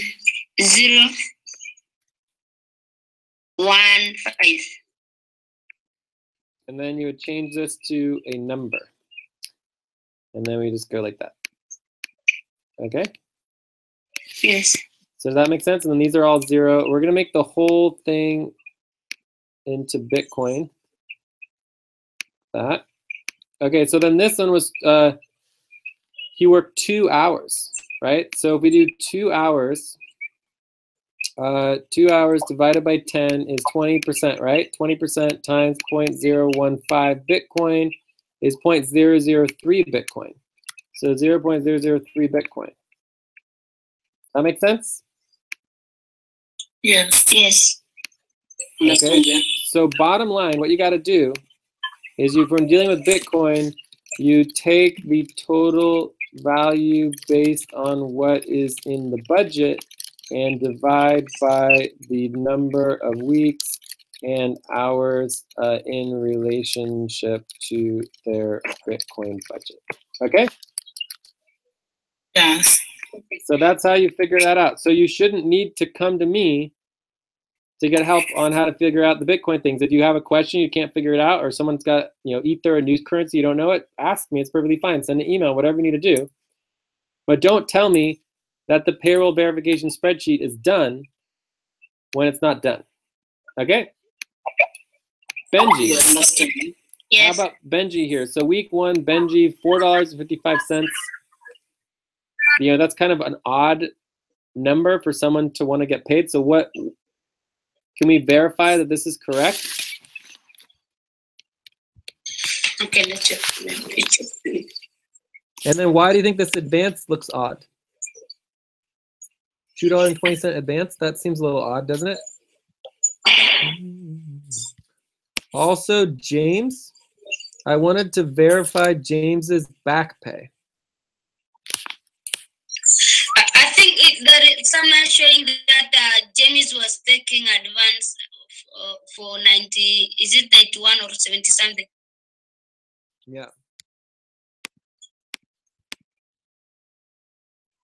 Is that right, James? Has anyone, I just saw it somewhere. Has anyone heard from James since the election?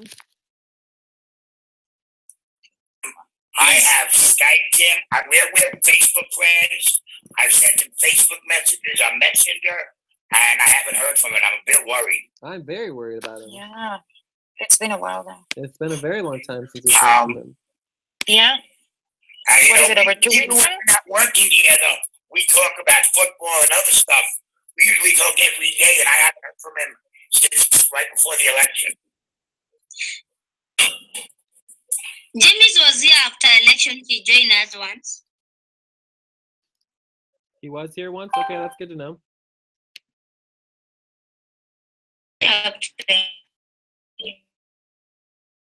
Okay. Another responsibility. You have that spreadsheet. I want to know that advance for James because it shows James has back pay and also he has advance. You can't have back pay and advance are the same thing. You can't have back pay. You can't have advance with the back pay is not issued if someone has an advance, right? So you can only accumulate back pay if you don't have an advance. So this is the same thing. Okay. So, but it's showing different because the back pay he has was for 200, I think it was, and he has advance for 80 something. Let's see or find out. You don't know when the main issue about the back pay is simply that it just doesn't exist. I don't think you guys are calculating back pay correctly. So as part of the back pay processes, so this is updating the back pay values, right? This is a very important responsibility, which is related to payroll, but it's separate than payroll. So when you update the back pay values, you have to realize that this is done monthly, not weekly. Okay, it's really important, and we need to recheck all back pay values. So could someone link the back pay spreadsheet here, please? Yes. Okay. Yeah.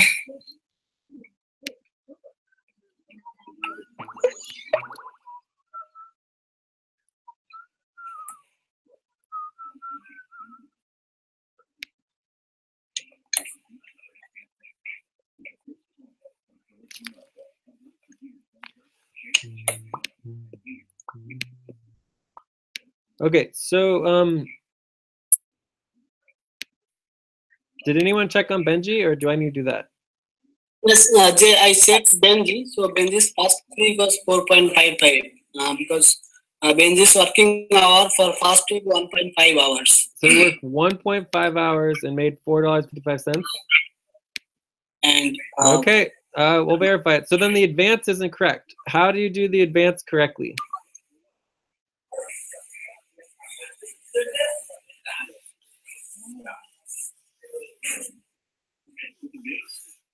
Does anyone know how to do the advance correctly? And aren't there other? Oh, the other people. The advances are monthly. So I just link there. I link the back advances there. Oh, great. A back page. Where did you link it? Down. Oh no, I'm in the wrong place. Damn it. Yeah. Where is the session notes? Okay, here it is. Okay, boom. Updating back pay values. You're checking. Here's the back pay.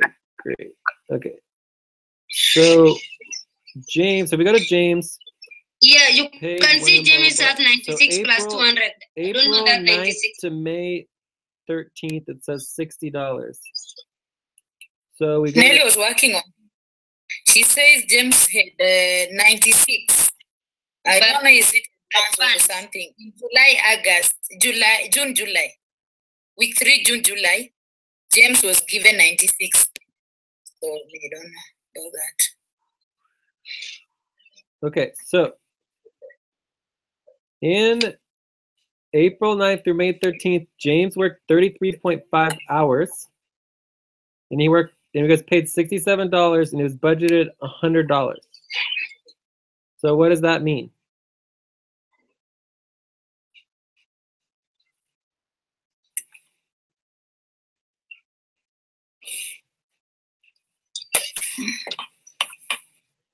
So he worked 33.5 hours, which is equivalent to $67, yet he was budgeted $100, right? And if he had worked full time, if he worked the amount of time he said he was going to work every week, he would have worked 40 hours, but he only worked 33.5 hours.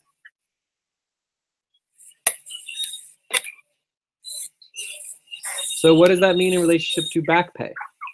No laughing. No back pay. Yes. Yeah.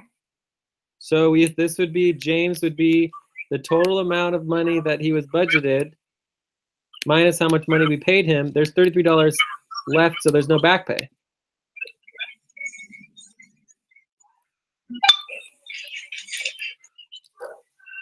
So then you go here to the back pay spreadsheet, and it says that he accumulated $60 of back pay. It's just not correct. So basically, bottom line for all this back pay is that it all needs to be redone. Like, I won't believe it for a second until it's all double checked and confirmed. My understanding is that this would be 0. Let's look at May 14th through June 10th. So we go to May 14th through June 10th, and we go to James. James worked 56.8 hours. His budget was $150. We paid him $42. What does that mean for the back pay? Back pay is also 0. 0. Yeah. So then we go to here, and it says $26. So why does it say $26? What is that from? So let's look at June 11th through July 8th. June 11th through July 8th. So we go to James. It's 15 hours a week now.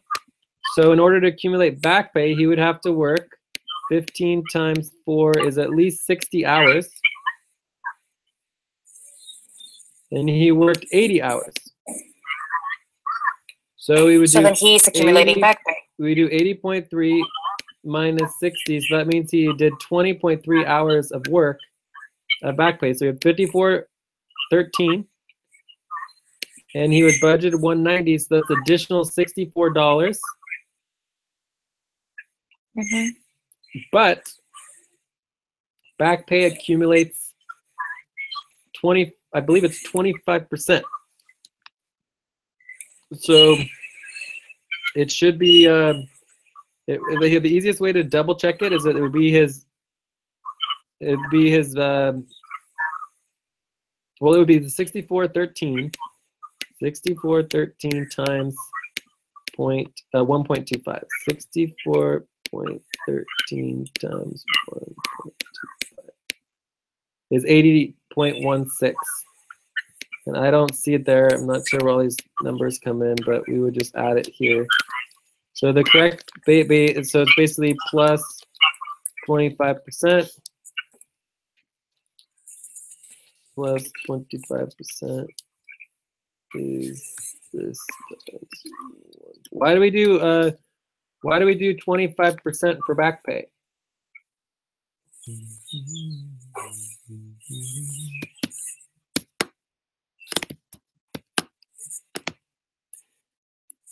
Because it is an extra thing that they're doing besides their hours.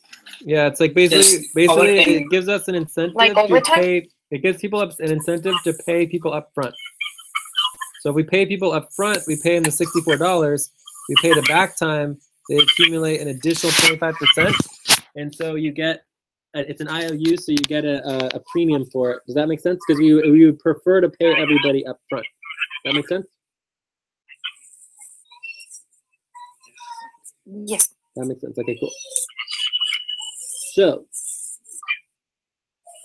are you guys following this? So instead of 163, it should be 80. So most likely, his total back pay should be around $80. And if we paid him $200, right, it plus 96 might even been an additional advance. So if we do 296 minus 80, that means we potentially paid him as much as $216 of advance.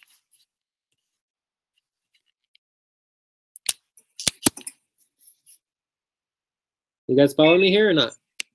Yes, I asked James about $96 when he was maybe taking the advance, and he said he did not take advance for 96. He knows only 200 man. So then you just do 200. You do 200 minus the 80, and it would be $120 advance. So in my perspective, we can imply, and this needs to all be updated and corrected and made green and verified and double checked and triple checked. Right, so in my mind, James has a minimum of $120 advance, and so that would come out a minimum of 10%. So the way you calculate an advance would be 10% of his pay. So if we're going to pay him $62.50, it'd be $62.50 times 10% is $6.25. So I would just average and say $6. Keep it reasonably simple. And so then we would track that he paid $6 towards a $120 advance, and therefore he would owe 120 minus 6 would be $114 left. So Jay, one question from me. Mm-hmm. So if James 120 for advance, so for advance, like us, this is twice per week, right? Twice per month. So our monthly advance is his monthly advance is $6, but this is twice per month. So that's why it multiply by 2. So that means $3 advances. The 10% advance is based on the amount of money, not how often someone is paid. So if someone is paid more often, it's still the same amount of money. So it's just 10% of whatever we pay is the minimum amount that people have to pay back on advances. Okay, so this 10%, not the monthly, this is the every payment. Every single payment, right? So if James got paid monthly versus twice a week or weekly, it wouldn't make any difference because it would be the same amount of money. Okay. So understand now. Cool. So can someone do Benji? What about, for example, Thomas took advance and he's not working? How can we maybe calculate that one? I mean, basically, we could ask him for the money back, but basically, if he doesn't give it back to us, it's gone. We lose the money, right? Anytime we pay someone in advance, we should expect the money to be gone because there's no reason that they have to pay us. And I did hear from Thomas the other day. I heard from him. Thomas, he emailed me on Sunday. So I got some information from Thomas on Sunday. So he seems like he's still working. Yes, Thomas is working. Yesterday also working, Thomas. Yeah. Sorry, we just reached 20 minutes over the mark and the bottom of the hour. Nice. So I got to get going here too, but we're making some progress here. The point is that these things don't just happen by themselves. You actually have to follow through and figure it out, right? So someone needs to deal with all the back pays and all the advances and make sure that they're all double checked and triple checked and correct. Right, and then James, I believe, should be paying at least, and this should actually be negative, right? So that's another problem. It's a positive, so it needs to be negative. Can someone do Benji? Does anyone want to understand how to do Benji? Benji is not supposed to be $2. I think more than $2. Abdul. Why you putting $2? I put $2 because previous week I see the same amount, but so for my guys, can we step back for a second? Can we step back for a second? Okay. So Abdul just said I put that because I saw it last week. That's actually not So a bad answer, because sometimes what happened before is good, but it still has to be double checked and triple checked and verified. Keep going, Abdul. Yeah, Jeff. So I have another question here. I know that Benji and Julie got $300 for advance, but I checking the last 3 or 4 spreadsheet, but not finalize how much they, how many they get $300, but how much Benji and how much Julie. So that's the problem for the advances. We have that So- documented. It should be I believe it was 120 and 180. 180 for Yeah, Julie 120, plus 120 is 300. Yeah. So it was 120 for Benji, 180 for Julie.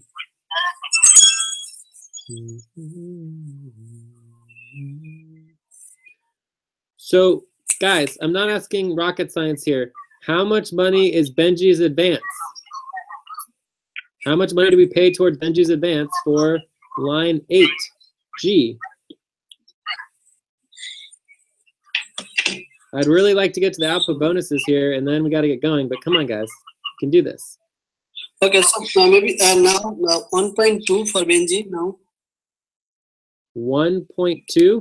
Why is it 1.2? Negative value minus 1.2. Why?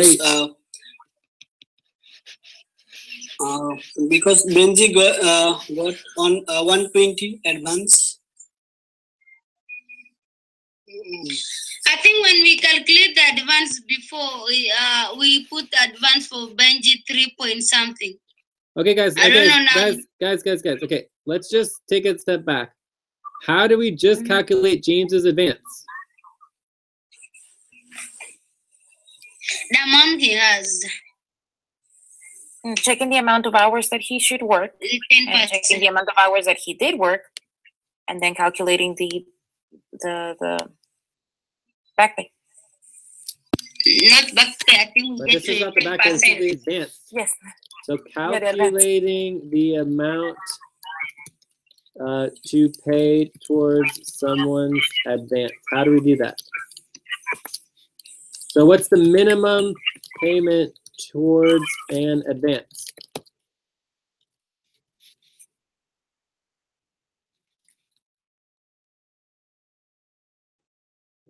Are you guys there? Yes. Does Yes. anyone know the minimum payment towards an advance? Please don't give me silence. Just 10%. 10%. Exactly. That is exactly correct.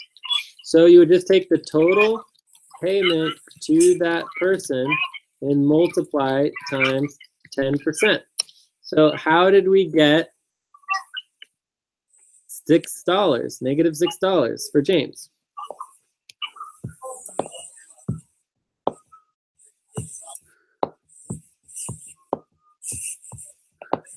So And then also I would just say, like, average to the total whole dollar for easier advance and back pay calculations.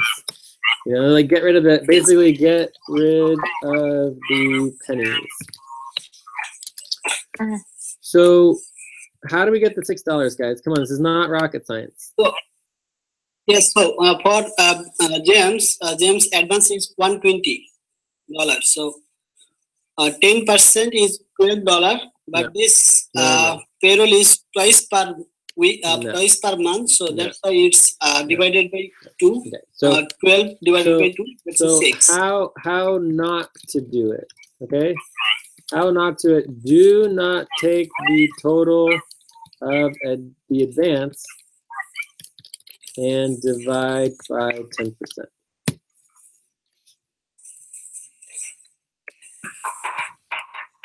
Okay. Yes, Okay, yes, multiply so 10%. what does it say right here? How do you calculate the total towards the advance?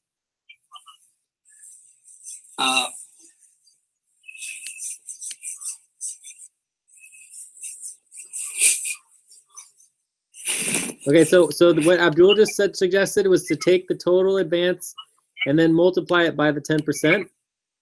Right? That's the Yes. incorrect way to do it. The correct way to do it is you Yeah, take the so that total it's not- payment that the person's getting paid and you multiply that times 10%, and then that is subtracted from the Right. advance.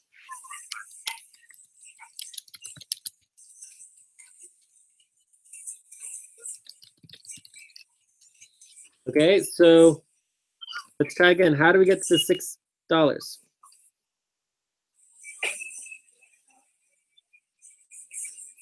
We check the amount that James has for that week. Yeah. Yes. So I'm less than now there. So we're paying him $60. And what's 60 times 10%?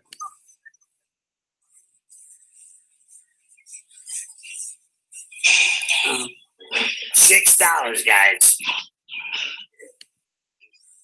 So James get past week $62.62. So that's a 10% is 6. Yep, 6. So that's exactly correct. yes. So again, they're taking the percentage out of his pay, and then it gets applied to the advance, not the other way around. Does that make sense? So if we paid James $100, how much would we take out of $100? $10. $10. Okay, so let's go back to Benji. How much do we take out of Benji? Okay, so 0.45 minus 0.45. Minus 0.45. But that's kind of a silly amount of. I would just say like maybe round to the dollar, right? So this one we would just do like $1. Right? So in this case we would pay him $3.55.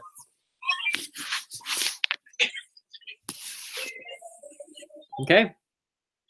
Okay. Okay, I understand. So this one is now confirmed as correct. And then we can look across all of Benji's, and Benji's is all confirmed. So I would actually do a final verification on this. Obviously, if you are doing this, you don't do the final verification. Another person always does the final verification. Okay? Yes. All right, and then let's double check James. So this is now correct. And come all the questions. Check back pay. And that's what we did. So we need to finish the back pay, but overall this looks like it should be correct. From there, we skip the fees. We do say we like to pay some of Benji's fees, so that would need to be dealt with technically because he has requested his fees to be paid. Do you guys want to go through fees? Do you guys have questions on fees, or are we good on the fees, or what?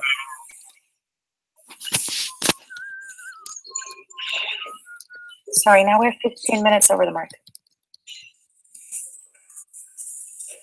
Fees? Yeah. I think it is good you show us the formula of getting fee. Okay, so the fees depend on obviously the situation. Also, I want to note that we do have a next step here that is global exchange rates and exchange fees. There seem to be a lot of exchange fees that are going on that we're not calculating in, that we could create a blanket policy to have more fees be covered. But anyways, that's the next step. We can talk about that later. So for Benji, we do his fees based on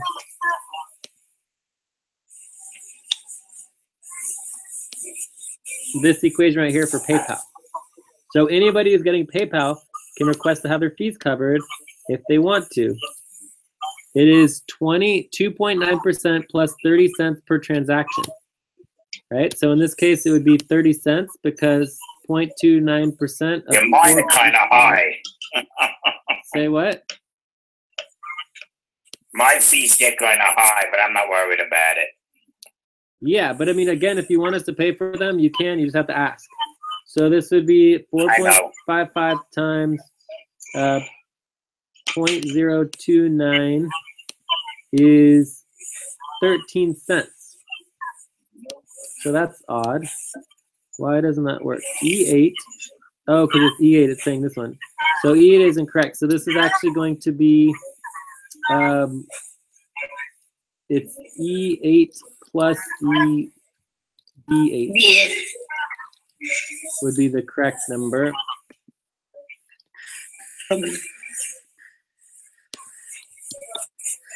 So it's 43 cents.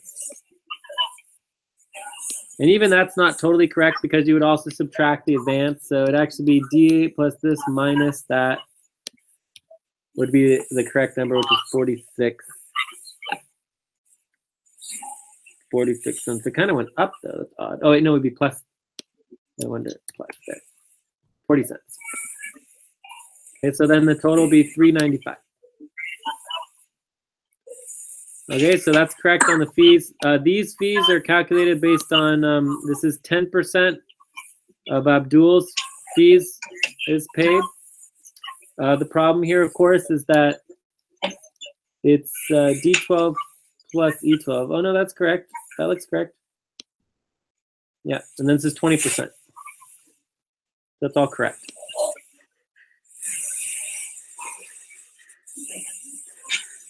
We automatically we just pay. reached 17 minutes over the mark and 10 minutes for the hour. Okay, cool.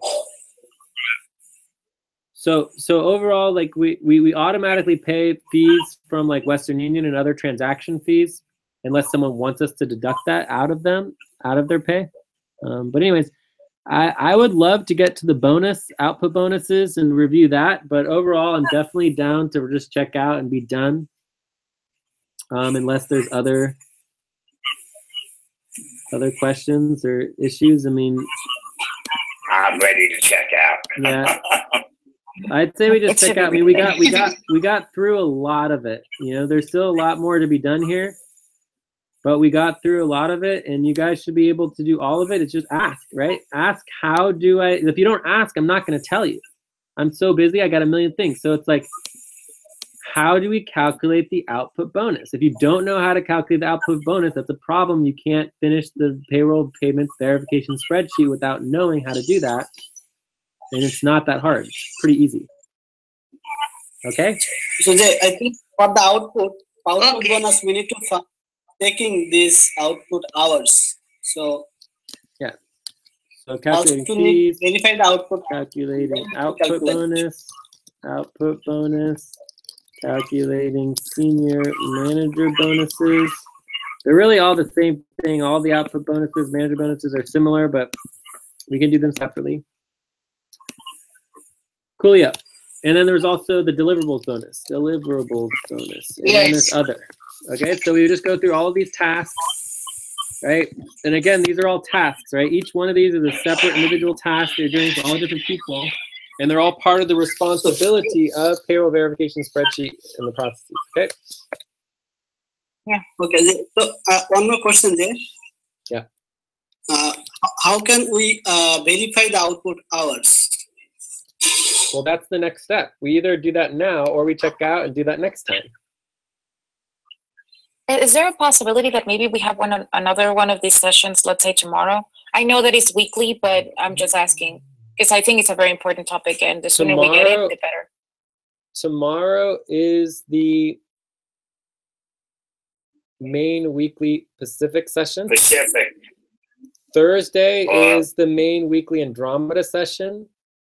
Mhm. Friday is the quarter moon session as And we can well. talk about it in any of those. Yeah, and we can talk about this at any of those, and we can talk about it. You can bring it up as a topic or as a desired outcome. That's all. Exactly. And Somebody has to bring it up.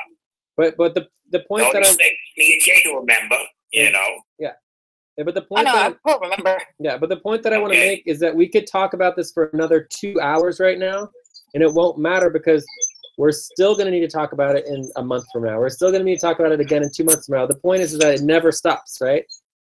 It's endless. Yes. And buddy teams are going to have to talk about it again. We're going to have to review the videos, and people are going to need to watch the training videos over and over and over again. This stuff is not supposed to be easy. It's supposed to just, the goal is that as a team, we can do anything, right?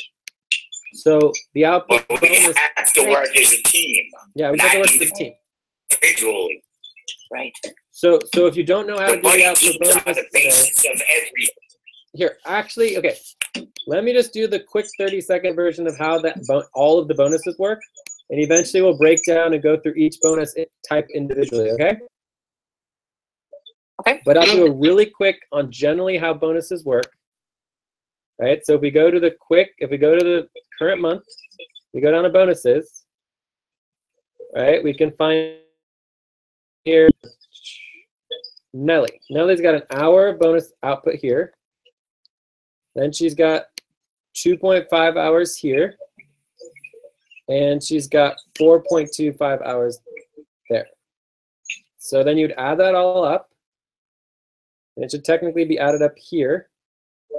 Right here. So it'd be 4.25 plus 2.5. 4.25 plus 2.5 plus 1, right? 7.75. So I would just say, you know what? 8 hours is perfectly fine for me. 8 hours of bonus time. The question is, what did she spend that bonus time on? We don't know. When you're filling this out, you're supposed to actually put, right here, Lizilu put 18 hours on VZ and Jorge entities, finances. So it should actually say finances, right? That's how you're supposed to do it correctly. That makes sense? Yes. Although for client hours, it doesn't matter. It only matters for output. So he should only have done this if it was output. For client hours, it doesn't matter. So next year output, you're supposed to put what the output is so that we know. You have multiple different kinds of output. You put multiple different times. So we take 8 hours. Well, you asked people what their client hours were on, Jay. You did. The client hours don't matter. It's the output, the deliverables, so that we know, and then we can double check it quickly. The client hours, we don't need to know the specifics. It's about the output and the deliverables. Well, it'll make it easier for billing the client.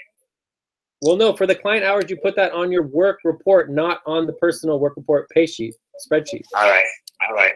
Yeah. Yeah, you have to track the hours of what you're doing for client work so we can bill the client, but it doesn't have to do with your time percentages. We don't need that. All right, so but for output we do like 10 hours of taxes, so we know that it's 10 hours of bonus taxes so that we can apply the bonus. That make sense? Okay. Cool. Yeah. All right, so this is perfect, Steve, what you did right here. 10 hours on taxes. Perfect. All right, so Nelly, 8 hours. So now that we have Nelly at 8 hours, we come up here and we look at Nelly's total, so 53.8 hours. So we come to the first 2 weeks, so 7. So weird. So she worked 1 hour over here, and then here's 15.75 hours, and then you have 16 hours, okay? So what does that mean? It means that she worked basically, she worked 0.75 hours over the time that she was scheduled to work, and she was paid to work. Does that make sense? Yes. So therefore, even though she has 8 bonus hours for output, right, she already got paid for 7 of those. There's only one additional hour of bonus possible, right, because of her time, right? So an hour, we can easily calculate how much she's getting per hour as a general sense. So that would be like Nelly, it would be she's getting paid $162.50 a week. $162.50 a week divided by 16 is $10 an hour times 1 is $10. So basically, give her $10 bonus.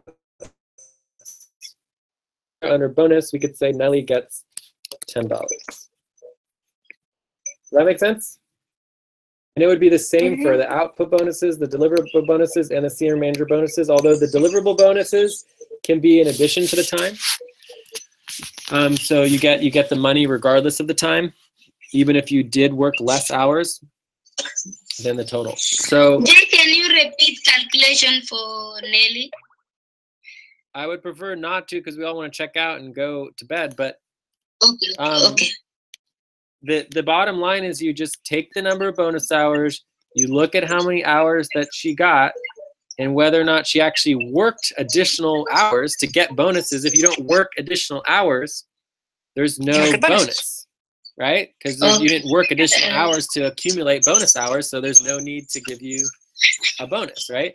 So she worked one additional hour. She's getting paid about $10 an hour, so she gets one bonus hour. Okay, I understand. Cool. And it doesn't even matter if you understand half of it. If you can't figure it out next time, just ask us. Write us an email. We'll write it all down. We'll write it out on here. We're gonna want a whole sheet, like as we're building all our processes and systems. Here, these are the tasks. Whoever is doing responsibility organizing for payroll verification spreadsheets, right? Another task is to add the task list to the responsibility organizing, right? So someone could do this. Abdul, you're great at that kind of thing, right? These are getting into the tasks. So eventually, every single responsibility will have a specific list of tasks that you do for that responsibility, and this will go over the responsibility. So calculating the output bonus, right? That it's like make sure that the bonus is in addition to existing hours budgeted. So if the hours are the same, then there cannot be a bonus as they were already paid for that. Okay? Okay. Cool. So someone can someone volunteer to make sure all these tasks are listed under the payroll verification spreadsheet responsibility? Does everyone understand responsibility organizing? Yes. So whoever is working on the payroll verification spreadsheet responsibility, right? You're going to want to add the lists of tasks that we just went over to the responsibility link. Am I making sense? Yes. So can I think someone Abdul, please do that? I will ask for Abdul for that payroll verification. I'll work on So it. how about Abdul and Lucy? Okay, that sound good? Awesome. And this would be part of what we call information indexing. Okay. All right, let's check out. One Steve. question. Yes, Abdul? Level 3 is ledger. So when we finish the level ledger account, so then can we show that hours as the output hours? I believe the answer is yes. If you do and you finish the work, and then it becomes output, then you get the bonus hours for the output. Yes, of course. But you have to finish the work. It needs to actually be done, and that's why you put in your output that you finish this ledger.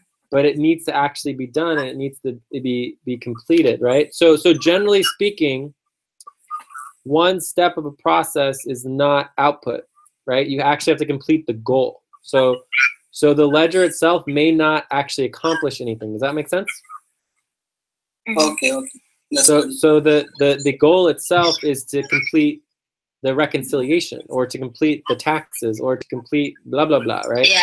Where the ledger may just be one step in that process, but it could be potential. It could be production. It could also be initial output. There are components of output that are related in there. It's just not necessarily bonus material. Final output. It's not necessarily final output or bonus material, but it can relate to it. So I think the final output always and when done with the taxes.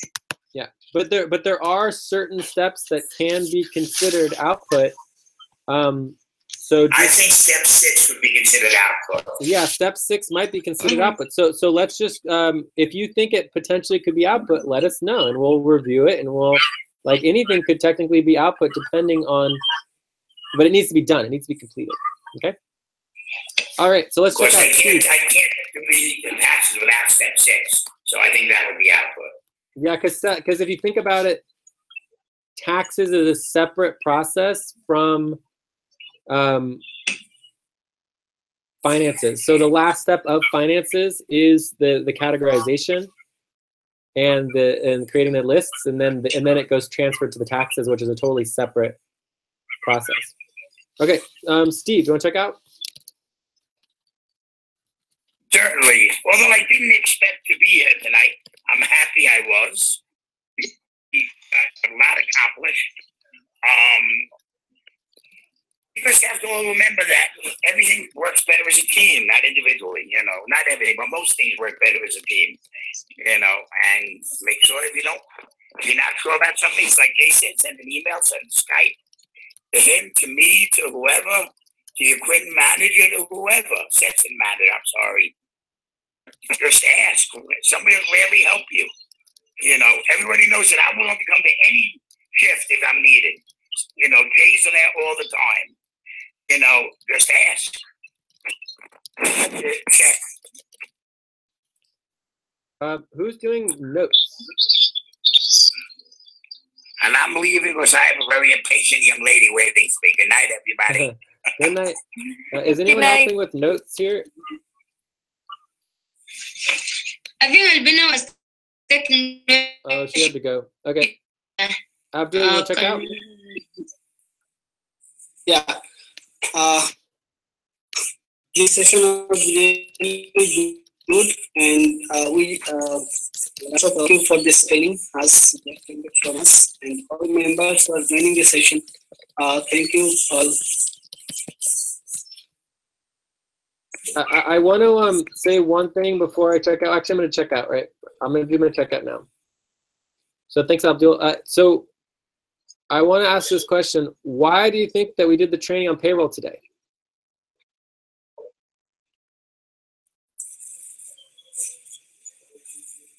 Because the payroll is not yet done. Nope.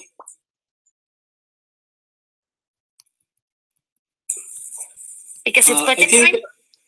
No, we did training on payroll today because Lilia prioritized it.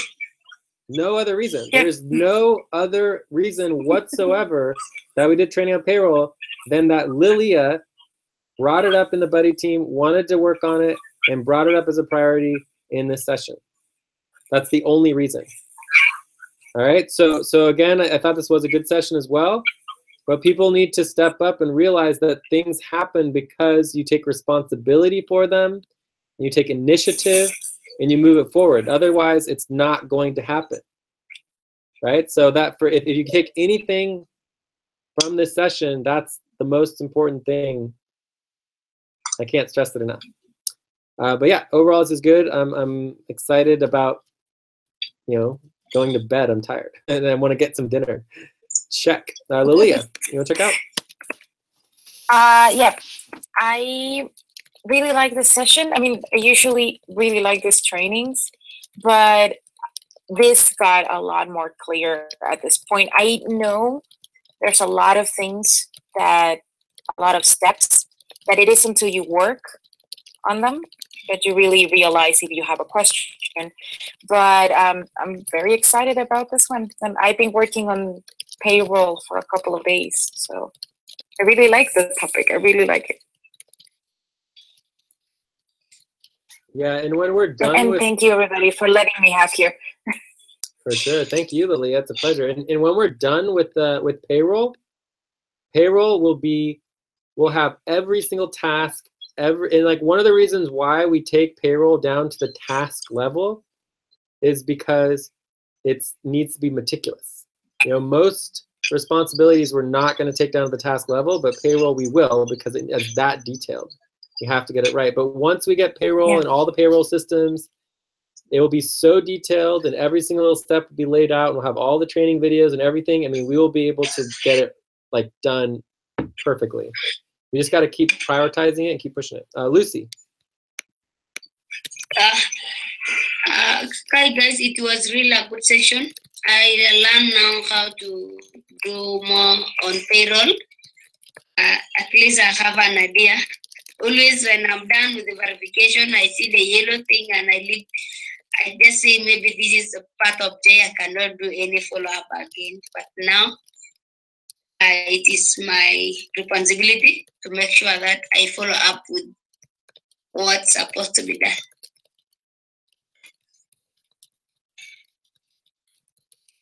Oh my God, that's music to my ears, Lucy. Steve. Steve O. I'm glad that I've learned a lot on this session, and I would like to thank everyone. Great. Awesome. Okay, you guys are all awesome. I got to get going. If you guys want to do some buddy teams, you can. But otherwise, we will just connect on, tomorrow or Friday or whatever for the new moon or the quarter moon. See you guys later. Good work. Okay. Okay. Okay, thank you. Bye. I'm gonna remain for value tracking. Okay. Was there anyone left that we didn't check out? No, they're all here. Okay, cool. Bye.